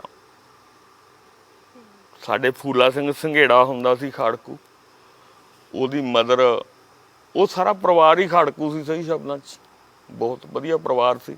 ਉਹਦੀ ਮਦਰ ਮੈਨੂੰ ਕਿਹਾ ਕਰੇ ਤੂੰ ਛੋਟਾ ਜਾ, ਮੈਨੂੰ ਘਰੇ ਜਾਣਾ ਪੈਂਦਾ ਉਹਨਾਂ ਨੇ, ਤੂੰ ਉੱਠ ਜਾ ਅਮਰੀਕਾ, ਮਾਰਿਆ ਜਾਏਗਾ, ਦੇਖ ਲਾਂਗੇ ਜੀ। ਤੇ ਫਿਰ ਲਾਸਟ ਵਾਲੇ ਦਿਨ ਕਹਿੰਦੀ ਵੀ ਅੱਜ ਆਪਣਾ ਗੋਗੀ ਚੱਲਿਆ, ਇੱਕ ਡੈਂਪਲ ਬਰਨਾਲਾ ਹੁੰਦਾ ਸੀ ਸਾਡਾ ਖਾੜਕੂ, ਉਹਦੇ ਭੈਣ ਦੇ ਭਰਾ ਚੱਲਿਆ, ਤੇ ਤੂੰ ਵੀ ਚਲਿਆ ਜਾ ਅੱਜ। ਮੈਂ ਕਿਹਾ ਜੀ ਫਿਰ ਆਪਣੇ ਸਿੰਘ ਕਹਿਣਗੇ ਵੀ ਭੱਜ ਗਿਆ, ਹੁਣ ਤਾਂ ਇੱਥੇ ਹੀ ਜਾਣ ਦੇਊਂਗਾ, ਫਿਰ ਤੇਰੀ ਮਰਜ਼ੀ ਹੈ। ਬਹੁਤ ਹਿੰਮਤ ਰੱਖੀ ਤੁਸੀਂ ਸਾਰਾ ਸਮਾਂ। ਵਾਹਿਗੁਰੂ ਨੇ ਐਸੀ ਦਇਆ ਰੱਖੀ, ਮੇਰੇ ਪਿੰਡ ਚੋਂ ਪੁੱਛ ਲਓ, ਮੇਰੇ ਹਲਕੇ ਚੋਂ ਪੁੱਛ ਲਓ, ਜਿੱਥੇ ਜਿੱਥੇ ਮੇਰਾ ਆਉਣ ਜਾਣ ਸੀ ਉੱਥੋਂ ਪੁੱਛ ਲਓ, ਵੀ ਕੋਈ ਇੱਕ ਬੰਦਾ ਕਹਿ ਦੇ ਵੀ ਦਲਜੀਤ ਦਾ ਕਰਕੇ ਸਾਡਾ ਨੁਕਸਾਨ ਹੋਇਆ ਹੈ, ਮੈਂ ਦੇਣਦਾਰ ਹਾਂ। ਜੋ ਸਜ਼ਾ ਉਹ ਲਾਊਗਾ ਮੈਂ ਉਹ ਝੱਲਣ ਨੂੰ ਤਿਆਰ ਹੈ। ਪਰ ਜਿਹੜੇ ਮਤਲਬ ਇਹ ਗੱਲਾਂ ਸੋਚ ਕੇ ਝੂਠ ਮਾਰੀ ਜਾਂਦੇ ਆ ਨਾ ਵੀ ਬੰਦੇ ਤਾਂ ਸਾਰੇ ਮਾਰੇ ਗਏ, ਕੋਈ ਹੈ ਨਹੀਂ, ਜੋ ਮਰਜ਼ੀ ਬੋਲੀ ਜਾਓ, ਜਿਵੇਂ ਬਾਬਾ ਬਖਸ਼ੀਸ਼ ਸਿੰਘ ਜੀ ਬੋਲ ਗਏ, ਠੀਕ ਹੈ ਨਾ ਜੀ। ਉਹ ਗੱਲ ਨਹੀਂ, ਬੰਦੇ ਬੈਠੇ ਆ, ਮੈਨੂੰ ਕੰਡੈਮ ਵਾਲੇ ਬੈਠੇ ਵੀ ਹੋ ਸਕਦੇ ਹੈਗਾ। ਜੇ ਮੈਂ ਬਾਬਾ ਬਖਸ਼ੀਸ਼ ਦੀ ਗੱਲ ਕੀਤੀ ਹੈ ਤਾਂ ਮੇਰੀ ਗੱਲ ਕਰਨ ਵਾਲਾ ਵੀ ਬੈਠਾ ਹੋ ਸਕਦਾ, ਪਰ ਮੈਂ ਇਹ ਕਹਿਣਾ ਕਰੇ 100 ਵਾਰੀ, ਪਰ ਗਲਤ ਨਾ ਹੋਵੇ ਜਿਹਦੇ ਕਰਕੇ ਸਾਡਾ ਆਪਸ ਵਿੱਚ ਕੋਈ ਗਲਤ ਰਾਹ ਅਸੀਂ ਪੈ ਜਾਈਏ। ਤਾਂ ਬਹੁਤ ਔਖੀ ਘੜੀ ਰਹੀ ਹੋਏਗੀ, ਜਿਹੜੇ ਦਰਸ਼ਕ ਦੇਖ ਵੀ ਰਹੇ ਆ, ਮੈਨੂੰ ਲੱਗਦਾ ਹੈ ਕਿ ਹਰ ਇੱਕ ਲਈ ਬਹੁਤ ਔਖਾ ਰਿਹਾ ਹੋਏਗਾ ਇਸ ਗੱਲ ਨੂੰ ਸੁਣਨਾ ਹੈ ਕਿ ਕਿਸ ਤਰ੍ਹਾਂ, ਪਰ ਇਸ ਦਾ ਕੋਈ ਅੰਜਾਮ ਨਹੀਂ ਨਿਕਲਿਆ। ਤਾਂ ਜਿਸ ਤਰ੍ਹਾਂ ਤੁਸੀਂ ਗੱਲ ਕੀਤੀ, ਹਾਲੇ ਵੀ ਸਿੱਖ ਕੌਮ ਭਟਕੀ ਹੋਈ ਹੈ। ਸਿੱਖ ਕੌਮ ਤਾਂ ਖੁਆਰੀਆਂ ਚੋਂ ਹੀ ਗੁਜ਼ਰ ਰਹੀ ਹੈ। ਜਿੰਨਾ ਚਿਰ ਇਹਨਾਂ ਲੀਡਰਾਂ ਤੋਂ ਛੁਟਕਾਰਾ ਨਹੀਂ ਨਾ ਹੁੰਦਾ ਜੀ ਕੌਮ ਦਾ, ਉਹਨਾਂ ਚਿਰ ਸਿੱਖ ਕੌਮ ਮਤ ਸੋਚੇ ਵੀ ਸਾਡਾ ਕੋਈ ਭਲਾ ਹੋਣ ਵਾਲਾ। ਜਿਨ੍ਹਾਂ ਦੇ ਮਾਰੇ ਗਏ, ਇੱਥੋਂ ਗੁਰਜੰਟ ਸਿੰਘ ਬੁੱਧ ਸਿੰਘ ਵਾਲੇ ਦਾ ਪਿੰਡ ਮੈਥੋਂ 30 ਕਿਲੋਮੀਟਰ ਹੈ, ਕਿਸੇ ਨੇ ਮਦਦ ਨਹੀਂ ਕੀਤੀ। ਕੌਮ ਦਾ ਜਰਨੈਲ ਸੀ ਬੰਦਾ, ਮੈਂ ਤਾਂ ਐਵੇਂ ਇੱਕ ਮਾੜਾ ਮੋਟਾ ਜਿਹਾ ਬੰਦਾ ਹੈ, ਕੋਈ ਖਾਸ ਵੀ ਨਹੀਂ ਸੀ। ਕੌਮ ਦੇ ਜਰਨੈਲ ਦੀ ਕਿਸੇ ਨੇ ਮਦਦ ਨਹੀਂ ਕੀਤੀ। ਤੁਸੀਂ ਦੱਸਿਆ ਕਿਸ ਤਰ੍ਹਾਂ ਦਾ ਤਸ਼ੱਦਦ ਢਾਇਆ ਗਿਆ, ਪਰ ਇੱਕ ਸਵਾਲ ਤੁਹਾਨੂੰ ਪੁੱਛਣਾ ਚਾਹਾਂਗੀ ਕਿ ਤੁਹਾਡਾ ਆਣਾ ਕਿਵੇਂ ਹੋਇਆ ਇਸ ਲਹਿਰ ਵਿੱਚ? ਤੁਸੀਂ ਕਿਸ ਤਰ੍ਹਾਂ ਆਏ? ਕੀ ਸਮਾਂ ਸੀਗਾ? ਕਿਸੇ ਨੇ ਕੁਝ ਕਿਹਾ, ਕੁਝ ਭੜਕਾਇਆ ਗਿਆ? ਕਿਸ ਤਰ੍ਹਾਂ ਤੁਹਾਡਾ ਇਹਦੇ 'ਚ ਪੈਰ ਪਿਆ? ਨਹੀਂ, ਭੜਕਾਇਆ ਨਹੀਂ ਕੁਛ ਗਿਆ। ਭੜਕਾਹਟ ਤਾਂ ਜਿਹੜੀ ਵੱਡੀ ਸੀ ਵੀ ਦਰਬਾਰ ਸਾਹਿਬ ਤੇ ਹਮਲਾ ਹੋ ਗਿਆ 84 'ਚ, ਜੂਨ 84 'ਚ। ਉਦੋਂ ਬਾਅਦ ਫਿਰ ਜਿਹੜਾ ਹੈਗਾ ਦਿੱਲੀ ਸਿੱਖ ਕੌਮ ਦਾ ਘਾਣ ਹੋ ਗਿਆ। ਉਹਦੇ ਨਾਲ ਮੈਂ ਆਪਣੇ ਜਜ਼ਬਾਤਾਂ ਨੂੰ ਕੰਟਰੋਲ ਨਹੀਂ ਰੱਖ ਸਕਿਆ ਤੇ ਲਹਿਰ 'ਚ ਆ ਗਿਆ, ਤੇ ਇਸ ਤਰ੍ਹਾਂ ਦੇ ਬੰਦਿਆਂ ਨਾਲ ਜਿਹੜੀ ਮੈਂ ਆਪਣੀ ਅਟੈਚਮੈਂਟ ਬਣਾ ਲਈ। ਕਿ ਉਮਰ ਕੀ ਸੀ ਤੁਹਾਡੀ ਉਦੋਂ? ਉਮਰ ਕੀ 17 ਸਾਲ। 17 ਸਾਲ 'ਚ ਤੁਹਾਡਾ ਆਉਣਾ ਹੋ ਗਿਆ। ਅਸੀਂ ਇੱਕ ਇੰਟਰਵਿਊ 'ਚ ਸੁਣਿਆ ਸੀ, ਤੁਸੀਂ ਕਿਹਾ ਕਿ ਵਾਹਿਗੁਰੂ ਦਾ ਜਾਪ ਕਰਨਾ ਵੀ ਉੱਥੇ ਪਾਪ ਹੁੰਦਾ ਸੀਗਾ, ਤੇ ਜੇ ਮੂੰਹੋਂ ਕੱਢ ਲਓ ਵਾਹਿਗੁਰੂ ਦਾ ਜਾਪ ਕਰ ਲਓ ਤਾਂ ਉਹ ਤੁਹਾਡੇ ਲਈ ਸਜ਼ਾ ਹੀ ਗਿਣੀ ਜਾਂਦੀ ਸੀ ਬਹੁਤ ਵੱਡੀ। ਫਰੀਦਕੋਟ ਸੀਏ ਸਟਾਫ 'ਚ ਜਦੋਂ ਟੌਰਚਰ ਕੀਤਾ ਜਾਂਦਾ ਸੀ ਨਾ, ਜਦੋਂ ਲੱਤਾਂ ਖਿੱਚੀਆਂ ਹੁੰਦੀਆਂ, ਫਿਰ ਉਹ ਪੁੱਛਦੇ ਹੁੰਦੇ ਵੀ 10 ਫਲਾਨਾ ਕਿੱਥੇ ਜਾ, ਮੈਂ ਲੱਗ ਜਾਣਾ ਵਾਹਿਗੁਰੂ ਵਾਹਿਗੁਰੂ। ਉਹ ਜਦੋਂ ਵਾਹਿਗੁਰੂ ਵਾਹਿਗੁਰੂ ਕਰਨਾ ਤਾਂ ਉਹਨਾਂ ਨੇ ਚੱਪਲੀ ਮੇਰੇ ਮੂੰਹ 'ਚ ਤੁੰਨ ਦੇਣੀ। ਵਾਹਿਗੁਰੂ ਨਹੀਂ ਕਹਿਣਾ, ਜੋ ਕੁਛ ਅਸੀਂ ਪੁੱਛਦੇ ਹਾਂ ਉਹ ਦੱਸ। ਜਾਂ ਫਿਰ ਜਦੋਂ ਮੈਂ ਤਾਹਾਂ ਲਮਕਾਇਆ ਵਾ ਹੁੰਦਾ ਸੀ, ਉਦੋਂ ਕੁਛ ਪੁੱਛਦੇ ਸੀ, ਉਦੋਂ ਮੈਂ ਵਾਹਿਗੁਰੂ ਵਾਹਿਗੁਰੂ ਦਾ ਜਾਪ ਸ਼ੁਰੂ ਕਰ ਦਿੰਦਾ ਸੀ। ਉਦੋਂ ਫਿਰ ਉਹ ਚੱਪਲੀ ਮੂੰਹ 'ਚ ਤੁੰਨ ਦਿੰਦੇ ਸੀ, ਵਾਹਿਗੁਰੂ ਨਹੀਂ ਕਹਿਣ ਦਿੰਦੇ ਸੀ ਕਿਸੇ ਵੀ ਕੀਮਤ 'ਤੇ। ਸ਼ਾਇਦ ਉਹਨਾਂ ਨੂੰ ਇਹ ਲੱਗਦਾ ਸੀ ਵੀ ਵਾਹਿਗੁਰੂ ਕਹਿਣ ਨਾਲ ਇਹਨੂੰ એનર્ਜੀ ਮਿਲਦੀ ਹੈ, ਇਸ ਤਰ੍ਹਾਂ ਸੀ। ਜਦੋਂ ਇਹ ਗੱਲ ਹੋਈ ਕਿ ਬੈਂਕ ਲੁੱਟ ਦਿਓ, ਤਾਂ ਜਿਹਦਾ ਜ਼ਿਕਰ Guinness book of world records ਵਿੱਚ ਵੀ ਹੈ, ਤੇ ਪੈਸਾ ਕਿੱਥੇ ਸਾਂਭਿਆ, ਉਹ ਪੈਸਾ ਕਿੱਥੇ ਗਿਆ, ਕਿੱਥੇ ਰੱਖਦੇ ਸੀ, ਕਿ ਪੈਸੇ ਦਾ ਇਸਤੇਮਾਲ ਕਿਵੇਂ ਕੀਤਾ? ਅਸਲ ਵਿੱਚ ਮੈਂ ਉਸ ਪੈਸੇ ਨਾਲ ਸਿੱਧੇ ਤੌਰ ਤੇ ਅਟੈਚ ਨਹੀਂ ਸੀ, ਠੀਕ ਹੈ ਨਾ। ਜਦੋਂ ਉਹ ਡਾਕਾ ਮਾਰਿਆ ਘੱਟੋ ਘੱਟ ਹੋ ਸਕਦਾ 2 ਦਰਜਨ ਬੰਦੇ ਵੀ ਹੁਣ 1.5-2 ਦਰਜਨ ਬੰਦੇ ਸੀ, ਜਿਨ੍ਹਾਂ ਚੋਂ ਜ਼ਿਆਦਾ ਬੰਦੇ ਬਾਹਰ ਨੂੰ ਹੀ ਨਿਕਲ ਗਏ। ਦਲਜੀਤ ਤੇ ਗਾਮਾ ਰਹਿ ਗਏ ਇੱਥੇ, ਜਾਂ ਇੱਕਾ ਦੁੱਕਾ ਹੋਰ ਬੰਦੇ ਰਹਿ ਗਏ ਹੋਣ। ਉਹਨਾਂ ਨੇ ਉਹ ਪੈਸਾ ਸਾਂਭਿਆ। ਸਾਨੂੰ ਤਾਂ ਜਦੋਂ ਪੈਸੇ ਦੀ ਲੋੜ ਪੈਂਦੀ ਸੀ ਅਸੀਂ ਤਾਂ ਫਿਰ ਜਾਂ ਤਾਂ ਸਫਾਰੀਆਂ ਲੈਂਦੇ ਸੀ ਜਾਂ ਕਿਸੇ ਬੰਦੇ ਨੂੰ ਚੱਕਦੇ ਸੀ। ਜਦੋਂ ਮੈਂ ਮੰਨ ਲਓ ਵੀ 100 ਕਰੋੜ ਵਾਲੇ ਨੂੰ ਚੱਕ ਲਿਆ, ਉਹ ਤੋਂ 20 ਲੱਖ ਰੁਪਈਆ ਲੈ ਲਿਆ। ਇਹ ਸਾਡਾ ਕਟੇਰੀਆ ਰੱਖਿਆ ਸੀ, ਇਹ ਨਹੀਂ ਵੀ 1 ਕਰੋੜ ਵਾਲੇ ਤੋਂ 20 ਲੱਖ ਲੈ ਲਈਏ। 100 ਕਰੋੜ ਵਾਲੇ ਤੋਂ ਕਟੇਰੀਆ ਸੀ ਇੱਕ, ਵੀ ਉਹਨੂੰ ਵੀ ਜਿਉਂਦਿਆਂ ਚ ਰਹਿਣ ਦੇ, ਉਹ ਵੀ ਆਪਦੇ ਬੱਚੇ ਪਾਲੇ ਤੇ ਸਾਡਾ ਕੰਮ ਵੀ ਨਿਕਲ ਜੀ। ਇਸ ਤਰ੍ਹਾਂ ਕਰਦੇ ਸੀ। ਪਰ ਇੰਨੀ ਰਕਮ 5 ਕਰੋੜ 70 ਲੱਖ ਦੀ ਰਕਮ ਸਾਂਭੀ ਕਿਸ ਤਰ੍ਹਾਂ? ਉਹ ਤਾਂ ਸਾਂਭੀ ਇੱਕ ਪੂਰਾ ਕੋਠਾ ਭਰਿਆ ਹੋਊ ਜੀ। ਫਿਰ ਉਹ ਵਰਤਿਆ ਕਿੱਥੇ ਗਿਆ? ਹੁਣ ਉਹੀ ਮੈਂ ਤੁਹਾਨੂੰ ਅੱਗੇ ਪਹਿਲਾਂ ਵੀ ਇਹ ਕਿਹਾ ਸੀ ਵੀ ਬਾਬਾ ਬਖਸ਼ੀਸ਼ ਸਿੰਘ ਕਹਿੰਦੇ ਜੀ ਇੰਨੀਆਂ ਕੋਠੀਆਂ ਖਰੀਦ ਲਈਆਂ, ਕਾਰਾਂ ਖਰੀਦ ਲਈਆਂ, ਹਥਿਆਰ ਖਰੀਦ ਲਏ, ਪਰ ਮੈਂ ਬਹੁਤ ਹਾਈ ਲੈਵਲ ਤੱਕ ਮੈਂ ਉਹਨਾਂ ਦੇ ਧਿਆਨ ਵਾਸਤੇ ਦੱਸਦਾ। ਮੈਂ ਜਗਰੂਪ ਸਿੰਘ ਜੂਪਾ, ਗੁਰਜੰਟ ਸਿੰਘ ਬੁੱਧ ਸਿੰਘ ਵਾਲਾ, ਨਿਰਮਲ ਸਿੰਘ ਨੌਰਾ, ਫੂਲਾ ਸਿੰਘ ਸੰਘੇੜਾ, ਪਿਆਰਾ ਸਿੰਘ ਆਲੋ ਅਰਖ, ਅਮਰ ਸਿੰਘ ਆਲੋ ਅਰਖ, ਹੋਰ ਵੱਡੇ ਵੱਡੇ ਜਿਹੜੇ ਸਾਡੇ ਖਾੜਕੂ ਚਿਹਰੇ ਸੀ, ਮੈਂ ਉਹਨਾਂ ਦੇ ਸੰਪਰਕ 'ਚ ਰਿਹਾ। ਉਹਨਾਂ ਕੋਲੋਂ ਮੈਨੂੰ ਕਦੇ ਪੈਸਾ ਨਜ਼ਰ ਨਹੀਂ ਆਇਆ। ਉਹਨਾਂ ਨੇ ਉਲਟਾ, ਅਸੀਂ ਇੱਕ ਭੈਰੂਪਾ ਬੱਸ ਸਟੈਂਡ ਪੈਂਦਾ ਸਾਡੇ ਇੱਥੇ, ਉੱਥੇ ਅਸੀਂ ਇੱਕ ਛੋਟੀ ਜਿਹੀ ਪੈਸਟੀਸਾਈਡ ਦੀ ਦੁਕਾਨ ਕਰ ਲਈ ਸੀ। ਉਹਨਾਂ ਨੇ ਮੈਥੋਂ ਪੁੱਛਣਾ ਵੀ ਤੇਰੀ ਜੇਬ 'ਚ ਪੈਸੇ ਕਿੰਨੇ ਆ? ਮੈਂ ਕਹਿਣਾ ਵੀ 140 ਰੁਪਏ ਹੈ। ਉਹਨਾਂ ਨੇ ਕਹਿਣਾ 40 ਰੱਖ ਲਾ, 100 ਸਾਨੂੰ ਦੇ ਦੇ, ਫਲਾਣੇ ਥਾਂ ਦਾ ਕਿਰਾਇਆ ਹੋ ਗਿਆ, ਗਾਹਾਂ ਫਿਰ ਦੇਖੀ ਜਾਓ। ਜਿਵੇਂ ਉਹ ਕਰਦੇ ਆ ਵੀ ਸਾਡੇ ਸਿੰਘ ਕਾਰਾਂ ਵਰਤਦੇ ਰਹੇ, ਪਰ ਸਿੰਘ ਤਾਂ ਸਾਡੇ ਵੀ ਉਹੀ ਸੀ, ਉਹਨਾਂ ਜਥੇਬੰਦੀਆਂ ਨਾਲ ਅਟੈਚ ਸੀ, ਸਾਰਾ ਕੁਝ ਉਹੀ ਸੀ। ਮੈਂ ਸਾਡੇ ਸਿੰਘਾਂ ਕੋਲੇ ਕਦੇ ਉਸ ਤਰ੍ਹਾਂ ਦੀਆਂ ਬ੍ਰੈਂਡ ਨਿਊ ਕਾਰਾਂ ਨਹੀਂ ਦੇਖੀਆਂ। ਜੇ ਦੇਖੀਆਂ ਤਾਂ ਖੋਈਆਂ ਵੀਆਂ ਦੇਖੀਆਂ। ਜਿਹੜੀ ਅਸੀਂ ਵਰਤਣ ਵਾਸਤੇ ਖੋਹਦੇ ਸੀ, ਇੱਥੋਂ ਮੰਨ ਲਓ ਵੀ ਰਾਮਪੁਰੋਂ ਖੋਹੀ, ਮੋਗੇ ਵਰਤ ਲਈ, ਗਾਹਾਂ ਛੱਡਤੀ, ਬਸ। ਸਾਡਾ ਕਾਰਨਾ ਮਤਲਬ ਇੱਥੋਂ ਤੱਕ ਹੀ ਹੁੰਦਾ ਸੀ, ਨਾ ਕਿ ਅਸੀਂ ਕਾਰਾਂ ਵਿੱਚ ਕੋਈ ਬਹੁਤ ਵਧੀਆ ਹਾਈ ਸਟੈਂਡਰਡ ਦੇ ਸਫ਼ਰ ਕਰਦੇ ਸੀ, ਜਾਂ ਸਾਡੇ ਕੋਲੇ ਪੈਸਾ ਹੀ ਜੇਬਾਂ 'ਚ ਇੰਨਾ ਹੁੰਦਾ ਸੀ ਵੀ ਜੋ ਮਰਜ਼ੀ ਕਰਕੇ ਹੋਟਲਾਂ 'ਚ ਰੱਜੇ, ਕੋਠੀਆਂ 'ਚ ਰੱਜੇ, ਜਿੱਥੇ ਮਰਜ਼ੀ ਰੱਜੇ। ਮੇਰੇ ਧਿਆਨ 'ਚ 6.5 ਸਾਲਾਂ ਦੇ ਪੀਰੀਅਡ 'ਚ ਇਹ ਕੁਛ ਕਦੇ ਨਹੀਂ ਆਇਆ ਵੀ ਸਾਡੇ ਸਿੰਘ ਕੋਠੀਆਂ 'ਚ ਰਹਿੰਦੇ ਆ ਜਾਂ ਸਾਡੇ ਸਿੰਘ ਕਾਰਾਂ ਤੇ ਰਹਿੰਦੇ ਆ। ਤੇ ਜੇ 5 ਕਰੋੜ 70 ਲੱਖ ਵਾਲੇ ਦੇ ਹਿਸਾਬ ਕਿਤਾਬ ਨਾਲ ਆਪਾਂ ਲਾਜੇ ਜਗਾੜ ਵੀ ਆਪਣੇ ਚੰਗੇ ਸ਼ਹਿਰ 'ਚ ਉਦੋਂ 5 ਲੱਖ ਦੀ ਕੋਠੀ ਮਿਲ ਜਾਂਦੀ ਸੀ, ਤੇ ਮਰੂਤੀ ਕਾਰ ਸੀ ਉਹ ਲੱਖ ਰੁਪਏ ਦੀ ਮਿਲ ਜਾਂਦੀ ਸੀ। ਉਹ ਤਾਂ ਫਿਰ ਬਹੁਤ ਕੋਠੀਆਂ ਤੇ ਬਹੁਤ ਕਾਰਾਂ ਖਰੀਦੀਆਂ ਜਾਂਦੀਆਂ। ਫਿਰ ਜਿਹੜੀ ਇੱਧਰੋਂ ਅਸੀਂ ਫਰੌਤੀ ਲੈਂਦੇ, ਕਿਸੇ ਨੂੰ ਚੱਕ ਕੇ ਪੈਸੇ ਲੈਂਦੇ, ਵੱਖ-ਵੱਖ ਵਸੀਲਿਆਂ ਨਾਲ ਜਾਣੀ ਅਸੀਂ ਪੈਸੇ ਜਟਾਉਂਦੇ, ਫਿਰ ਉਹਨਾਂ ਦੀ ਸਾਨੂੰ ਕੀ ਲੋੜ ਪੈ ਗਈ ਜਦੋਂ ਸਾਡੇ ਕੋਲੇ 5 ਕਰੋੜ 70 ਲੱਖ ਸੀਗਾ।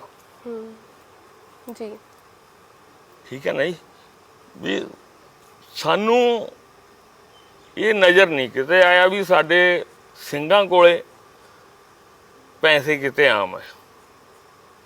ਆਮ ਉਦੋਂ ਹੀ ਹੁੰਦੇ ਸੀ ਜਦੋਂ ਅਸੀਂ ਕਿਤੋਂ ਕਿਸੇ ਬੰਦੇ ਨੂੰ ਅਗਵਾ ਕੀਤਾ, ਉਹਦੇ ਬਦਲੇ 'ਚ ਅਸੀਂ ਪੈਸੇ ਲਏ, ਉਹ ਵੀ ਗਾਹਾਂ ਨਾਲ ਦੀ ਨਾਲ ਵਰਤ ਦੇਣੇ ਆ, ਸਾਡੇ ਕੋਲੇ ਰਹਿਣਾ ਉਹਦੇ 'ਚ ਕੁਛ ਨਹੀਂ। ਮੈਂ ਇਹ ਗੱਲ ਦਾਅਵੇ ਨਾਲ ਕਹਿ ਸਕਦਾ, ਮੈਂ ਨਾਂ ਵੀ ਲੈ ਸਕਦਾ, ਪਿਆਰਾ ਸਿੰਘ ਆਲੋ ਅਰਕਾ, ਗੁਰਪਾਲ ਰੰਘੇੜੀ ਹੈ, ਅਮਰ ਆਲੋ ਅਰਕਾ, ਹੋਰ ਕਿੰਨੇ ਹੀ ਨਾਮ ਮੈਂ ਲੈ ਦਿਆਂ ਜਿਹੜੇ ਮੇਰੇ ਹੁਣ ਜਿਹਨ ਚੋਂ ਨਿਕਲ ਵੀ ਚੁੱਕੇ ਆ।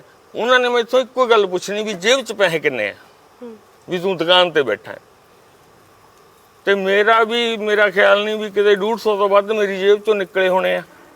ਉਹਨਾਂ ਨੇ ਕਹਿਣਾ ਵੀ ਲੈ 100 ਸਾਨੂੰ ਦੇ ਦੇ, ਅਸੀਂ ਫਲਾਣੇ ਤੱਕ ਦਾ ਕਿਰਾਇਆ ਲਾ ਲਾਂਗੇ, 50 ਤੇਰੇ ਕੋਲ ਰਹਿ ਗਏ। ਆਹ ਕੁਛ ਚੱਲਦਾ ਰਿਹਾ ਜੀ। ਤੇ ਤੁਹਾਡੇ ਉਂਗਲਾਂ ਤੇ ਵੀ ਸੋਜ ਹੈ, ਇਹ ਸਾਰੇ ਸਰੀਰ ਤੇ ਸੋਜ ਹੈ ਜੀ, ਸਾਰੇ ਕਿਤੋਂ ਨਾੜ ਨਹੀਂ ਮਿਲਦੀ। ਮੇਰਾ ਖੂਨ ਹੈ ਜਿਹੜਾ ਉਹ 16 ਤੋਂ ਉੱਪਰ ਹੀ ਰਹਿੰਦਾ ਹੈ, 19 ਤੱਕ ਜਾ ਵੜਦਾ ਹੈ। ਪਰ ਵੈਸੇ ਤਾਂ ਡਾਕਟਰ ਨੇ ਕੱਢਣਾ ਨਹੀਂ, ਮੈਨੂੰ ਕੱਢਣ ਦਾ ਵੱਡਾ ਕਾਰਨ ਇਹੀ ਲੱਗਦਾ ਵੀ ਨਾੜ ਹੀ ਨਹੀਂ ਸੀ ਹੋਣੀ, ਕੱਢਣਗੇ ਕਿੱਥੋਂ? ਆਹ ਹਾਲਾਤ ਪੈਰਾਂ ਤੇ ਵੀ ਸੋਜ ਹੈ? ਪੈਰਾਂ ਸਾਰੇ ਸਰੀਰ ਤੇ ਸੋਜ ਹੈ ਜੀ, ਪੂਰੇ ਸਰੀਰ ਤੇ ਸੋਜ। ਮਤਲਬ ਪੈਸੇ ਦੀ ਜਿਹੜੀ ਉਹ ਮੈਨੂੰ ਗੱਲ ਥੋੜੀ ਜਿਹੀ ਰੜਕੀ ਬਾਬਾ ਬਖਸ਼ੀਸ਼ ਸਿੰਘ ਵਾਲੀ, ਵੀ ਅਸੀਂ ਕੋਠੀਆਂ ਲਾਈਆਂ, ਅਸੀਂ ਪਿਸਤੌਲ ਲਏ, ਅਸੀਂ ਲੋਕਾਂ ਤੋਂ ਪਿਸਤੌਲ ਖੋਹਦੇ ਵੀ ਰਹੇ ਜੀ। ਜਿਹੜਾ ਛੋਟਾ ਹਥਿਆਰ ਸੀ ਨਾ, ਪਿਸਤੌਲ ਹੈ, ਕਾਰਬਾਈਨ ਹੈ, ਜਿੰਨਾ ਚਿਰ AK-47 ਨਹੀਂ ਸੀ ਆਈਆਂ ਉਹਨਾਂ ਚਿਰ ਅਸੀਂ ਕਾਰਬਾਈਨਾਂ ਵੀ ਖੋਹਦੇ ਰਹੇ। AK-47 ਆਉਣ ਤੋਂ ਬਾਅਦ ਵੀ ਰਿਵਾਲਵਰ ਤੇ ਪਿਸਟਲ ਦੀ ਘਾਟ ਹੀ ਰਹੀ, ਉਹ ਅਸੀਂ ਫਿਰ ਵੀ ਖੋਹਦੇ ਹੀ ਰਹੇ। ਮੈਂ ਖੁਦ ਨਹੀਂ ਜਾ ਕੇ ਖੋਹੇ, ਜਿਹੜੇ ਮੇਰੇ ਕੋਲੇ ਬੰਦੇ ਆਉਂਦੇ ਜਾਂਦੇ ਸੀ ਉਹ ਖੋਹਦੇ ਸੀ। ਮੈਂ ਆਪਦੀ ਵਡਿਆਈ ਵਾਸਤੇ ਇੱਥੋਂ ਕੁਛ ਕਹਾਂ, ਮੈਂ ਕੋਈ ਲੰਮਾ ਚੌੜਾ ਐਕਸ਼ਨ ਨਹੀਂ ਕੀਤਾ। ਮੈਂ ਪਨਾਹਗੀਰ ਰਿਹਾ, ਪਨਾਹਗੀਰ ਬਹੁਤ ਵੱਡਾ ਰਿਹਾ। ਮੈਂ ਪਾਸੇ ਪਿੰਡਾਂ 'ਚ ਵੀ ਪਨਾਹਾਂ ਬਣਾਈਆਂ। ਮੇਰੇ ਪਿੰਡ ਨੇ ਮੈਨੂੰ ਇੰਨਾ ਸਾਥ ਦਿੱਤਾ ਵੀ ਮਾਲਵੇ ਦੀ ਵੱਡੀ ਠਹਿਰ ਜਿਹੜੀ ਆ ਉਹ ਪਿੰਡ ਦੁੱਲੇ ਵਾਲਾ, ਤਹਿਸੀਲ ਫੂਲ, ਜ਼ਿਲ੍ਹਾ ਬਠਿੰਡਾ, ਉਸ ਵਕਤ ਦੇ ਖਾੜਕੂ ਸੰਘਰਸ਼ ਦੀ ਬਣੀ ਹੋਊਗੀ। ਇੱਥੋਂ ਸਪਲਾਈਆਂ ਜਾਂਦੀਆਂ ਹਰ ਤਰ੍ਹਾਂ ਦੀਆਂ, ਅਸਲਾ ਵਗੈਰਾ, ਹੋਰ ਵੱਡੇ ਅਸਲੇ ਜਿਹੜੇ ਆਉਂਦੇ, ਛੋਟੇ ਤਾਂ ਆਉਂਦੇ ਨਹੀਂ ਸੀ। ਕਹਿੰਦੇ ਕਿ ਜਿਹੜੇ ਸਿੰਘਾਂ ਨੂੰ ਤੁਸੀਂ ਰੋਟੀ ਖਵਾਉਂਦੇ ਸੀ ਘਰ, ਉਹਨਾਂ ਨੂੰ ਜਗ੍ਹਾ ਦਿੰਦੇ ਸੀ ਰਹਿਣ ਲਈ, ਰੋਟੀ ਪਾਣੀ ਖਵਾਉਂਦੇ ਸੀਗੇ, ਤੇ ਉਹਨਾਂ ਦੀ ਸੇਵਾ ਕਰਨ ਦਾ ਹੀ ਕਰਕੇ ਤੁਹਾਨੂੰ ਇਹ ਜ਼ੁਲਮ ਸਹਿਣਾ ਪਿਆ, ਤਾਂ ਤੁਹਾਨੂੰ ਚੱਕਿਆ ਗਿਆ? ਬਿਲਕੁਲ, ਸਿਰਫ ਸੇਵਾ ਕਰਨ ਕਰਕੇ? ਹਾਂ, ਸੇਵਾ ਕਰਨ ਕਰਕੇ, ਜਾਂ ਫਿਰ ਇੱਧਰ ਉੱਧਰ ਥੋੜਾ ਬਹੁਤਾ ਸਨੇਹਾ ਵਗੈਰਾ, ਉਦੋਂ ਕਮਿਊਨੀਕੇਸ਼ਨ ਦਾ ਤਾਂ ਕੋਈ ਪ੍ਰਬੰਧ ਹੁੰਦਾ ਨਹੀਂ ਸੀ, ਇਸ ਕਰਕੇ। ਸਿਰਫ ਇਸੇ ਕਰਕੇ ਕਿਉਂਕਿ ਤੁਸੀਂ ਗੱਲ ਕਰਦੇ ਸੀ ਆਪਸ 'ਚ? ਹਾਂ, ਇੱਕ ਦੀ ਗੱਲ ਦੂਜੇ ਤੱਕ, ਕਿਉਂ ਇਹ ਟਾਈਮ ਦਿੱਤਾ ਹੁੰਦਾ ਸੀ ਜੀ ਉਦੋਂ, ਵੀ ਮੰਨ ਲਓ ਕਹਿਤਾ ਵੀ ਤੈਨੂੰ ਮੈਂ 30 ਤਰੀਕ ਨੂੰ 10:30 ਵਜੇ ਫਲਾਣੇ ਥਾਂ ਮਿਲੂੰ। ਉੱਥੇ ਫਿਰ ਉਡੀਕਣਾ ਕਿੰਨਾ ਹੁੰਦਾ ਸੀ? 3 ਜਾਂ 4 ਮਿੰਟ। ਜੇ ਉਹ 3-4 ਮਿੰਟ ਬੰਦਾ ਨਹੀਂ ਆਉਂਦਾ, ਕਿਸੇ ਕਾਰਨ ਕਰਕੇ ਹੋਰ ਕਰਕੇ ਉਲਝ ਜਾਂਦਾ ਹੈ, ਫਿਰ ਉੱਥੇ ਉਹ ਮੂਹਰਲੇ ਬੰਦੇ ਨੇ ਰੁਕਣਾ ਨਹੀਂ ਹੁੰਦਾ ਸੀ। ਉਹ ਸ਼ੰਕਾ ਹੋ ਜਾਂਦੀ ਵੀ ਕਿਤੇ ਫੜਿਆ ਨਾ ਗਿਆ ਹੋਵੇ। ਫਿਰ ਉਹ ਬੰਦੇ ਨੂੰ ਭਾਲਣ ਵਾਸਤੇ, ਉਹ ਬੰਦਿਆਂ ਨੂੰ ਮਿਲਾਉਣ ਵਾਸਤੇ ਉੱਥੇ ਮੈਨੂੰ ਜਾਣਾ ਆਉਣਾ ਪੈਂਦਾ ਸੀ। ਮੈਂ ਜਾਂਦਾ ਆਉਂਦਾ ਸੀ ਉੱਥੇ। ਹੁਣ ਜੇਕਰ ਕੋਈ ਗੱਲਬਾਤ ਹੁੰਦੀ ਹੈ, ਖਾਲਿਸਤਾਨ ਦਾ ਨਾਰਾ ਚੱਕਿਆ ਜਾਂਦਾ ਹੈ, ਤਾਂ ਤੁਹਾਨੂੰ ਕੋਈ ਪਰੇਸ਼ਾਨ ਕਰਦਾ ਹੈ? ਕੋਈ ਫੋਨ ਕਰਕੇ, ਕੋਈ ਕਿਸ ਤਰ੍ਹਾਂ? ਨਹੀਂ ਜੀ, ਹੁਣ ਮੈਨੂੰ ਕੋਈ ਪਰੇਸ਼ਾਨ ਨਹੀਂ ਕਰਦਾ, ਕਿਉਂਕਿ ਜਿਹੜੇ ਹੁਣ ਖਾਲਿਸਤਾਨ ਦੇ ਨਾਰੇ ਚੱਕਣ ਵਾਲੇ ਐ, ਉਹ ਸਾਡੇ ਨਾਲ ਦੂਜੀ ਕਤਾਰ ਵਾਲੇ ਐ। ਜਿਹੜੇ ਸਾਡੇ ਸਾਹਮਣੇ ਖੜੇ ਐ, ਅਸੀਂ ਜਿਨ੍ਹਾਂ ਨੂੰ ਗਦਾਰ ਕਹਿ ਸਕਦੇ ਹਾਂ, ਹੁਣ ਉਹ ਨਾਰੇ ਚੱਕਦੇ ਆ। ਇਸ ਕਰਕੇ ਪੁਲਿਸ ਸਾਤੋਂ ਇਸ ਤਰ੍ਹਾਂ ਦੇ ਚੱਕਰ 'ਚ ਕਿਸੇ ਤਰ੍ਹਾਂ ਦੀ ਕੋਈ ਪੁੱਛਗਿੱਛ ਨਹੀਂ ਕਰਦੀ। ਤੁਹਾਨੂੰ ਮਤਲਬ ਕਿਸੇ ਤਰੀਕੇ ਦਾ? ਨਹੀਂ, ਬਿਲਕੁਲ ਕਿਸੇ ਤਰ੍ਹਾਂ ਦਾ ਕੋਈ ਪਰੇਸ਼ਾਨੀ ਨਹੀਂ ਦਿੱਤੀ ਜਾਂਦੀ ਪੁਲਿਸ ਵੱਲੋਂ ਸਾਨੂੰ। ਤਾਂ ਅੱਜ ਉਹਨਾਂ ਦੇ ਘਰ ਦੇ ਹਾਲਾਤ ਕੀ ਨੇ, ਕਿਸ ਔਕੜਾਂ ਤੋਂ ਗੁਜ਼ਰ ਰਹੇ ਨੇ, ਅਸੀਂ ਤੁਹਾਨੂੰ ਦਿਖਾਇਆ। ਹੋਰ ਖਬਰਾਂ ਲਈ ਦੇਖਦੇ ਰਹੋ ਡੇਲੀ ਪੋਸਟ ਪੰਜਾਬੀ। ਸਹਿਯੋਗੀ ਰਜਿੰਦਰ ਦੇ ਨਾਲ ਤੇ ਕੈਮਰਾਮੈਨ ਪਰਵਿੰਦਰ ਦੇ ਨਾਲ ਜਸਨੂਰ ਤਵਨ, ਭਦੌੜ।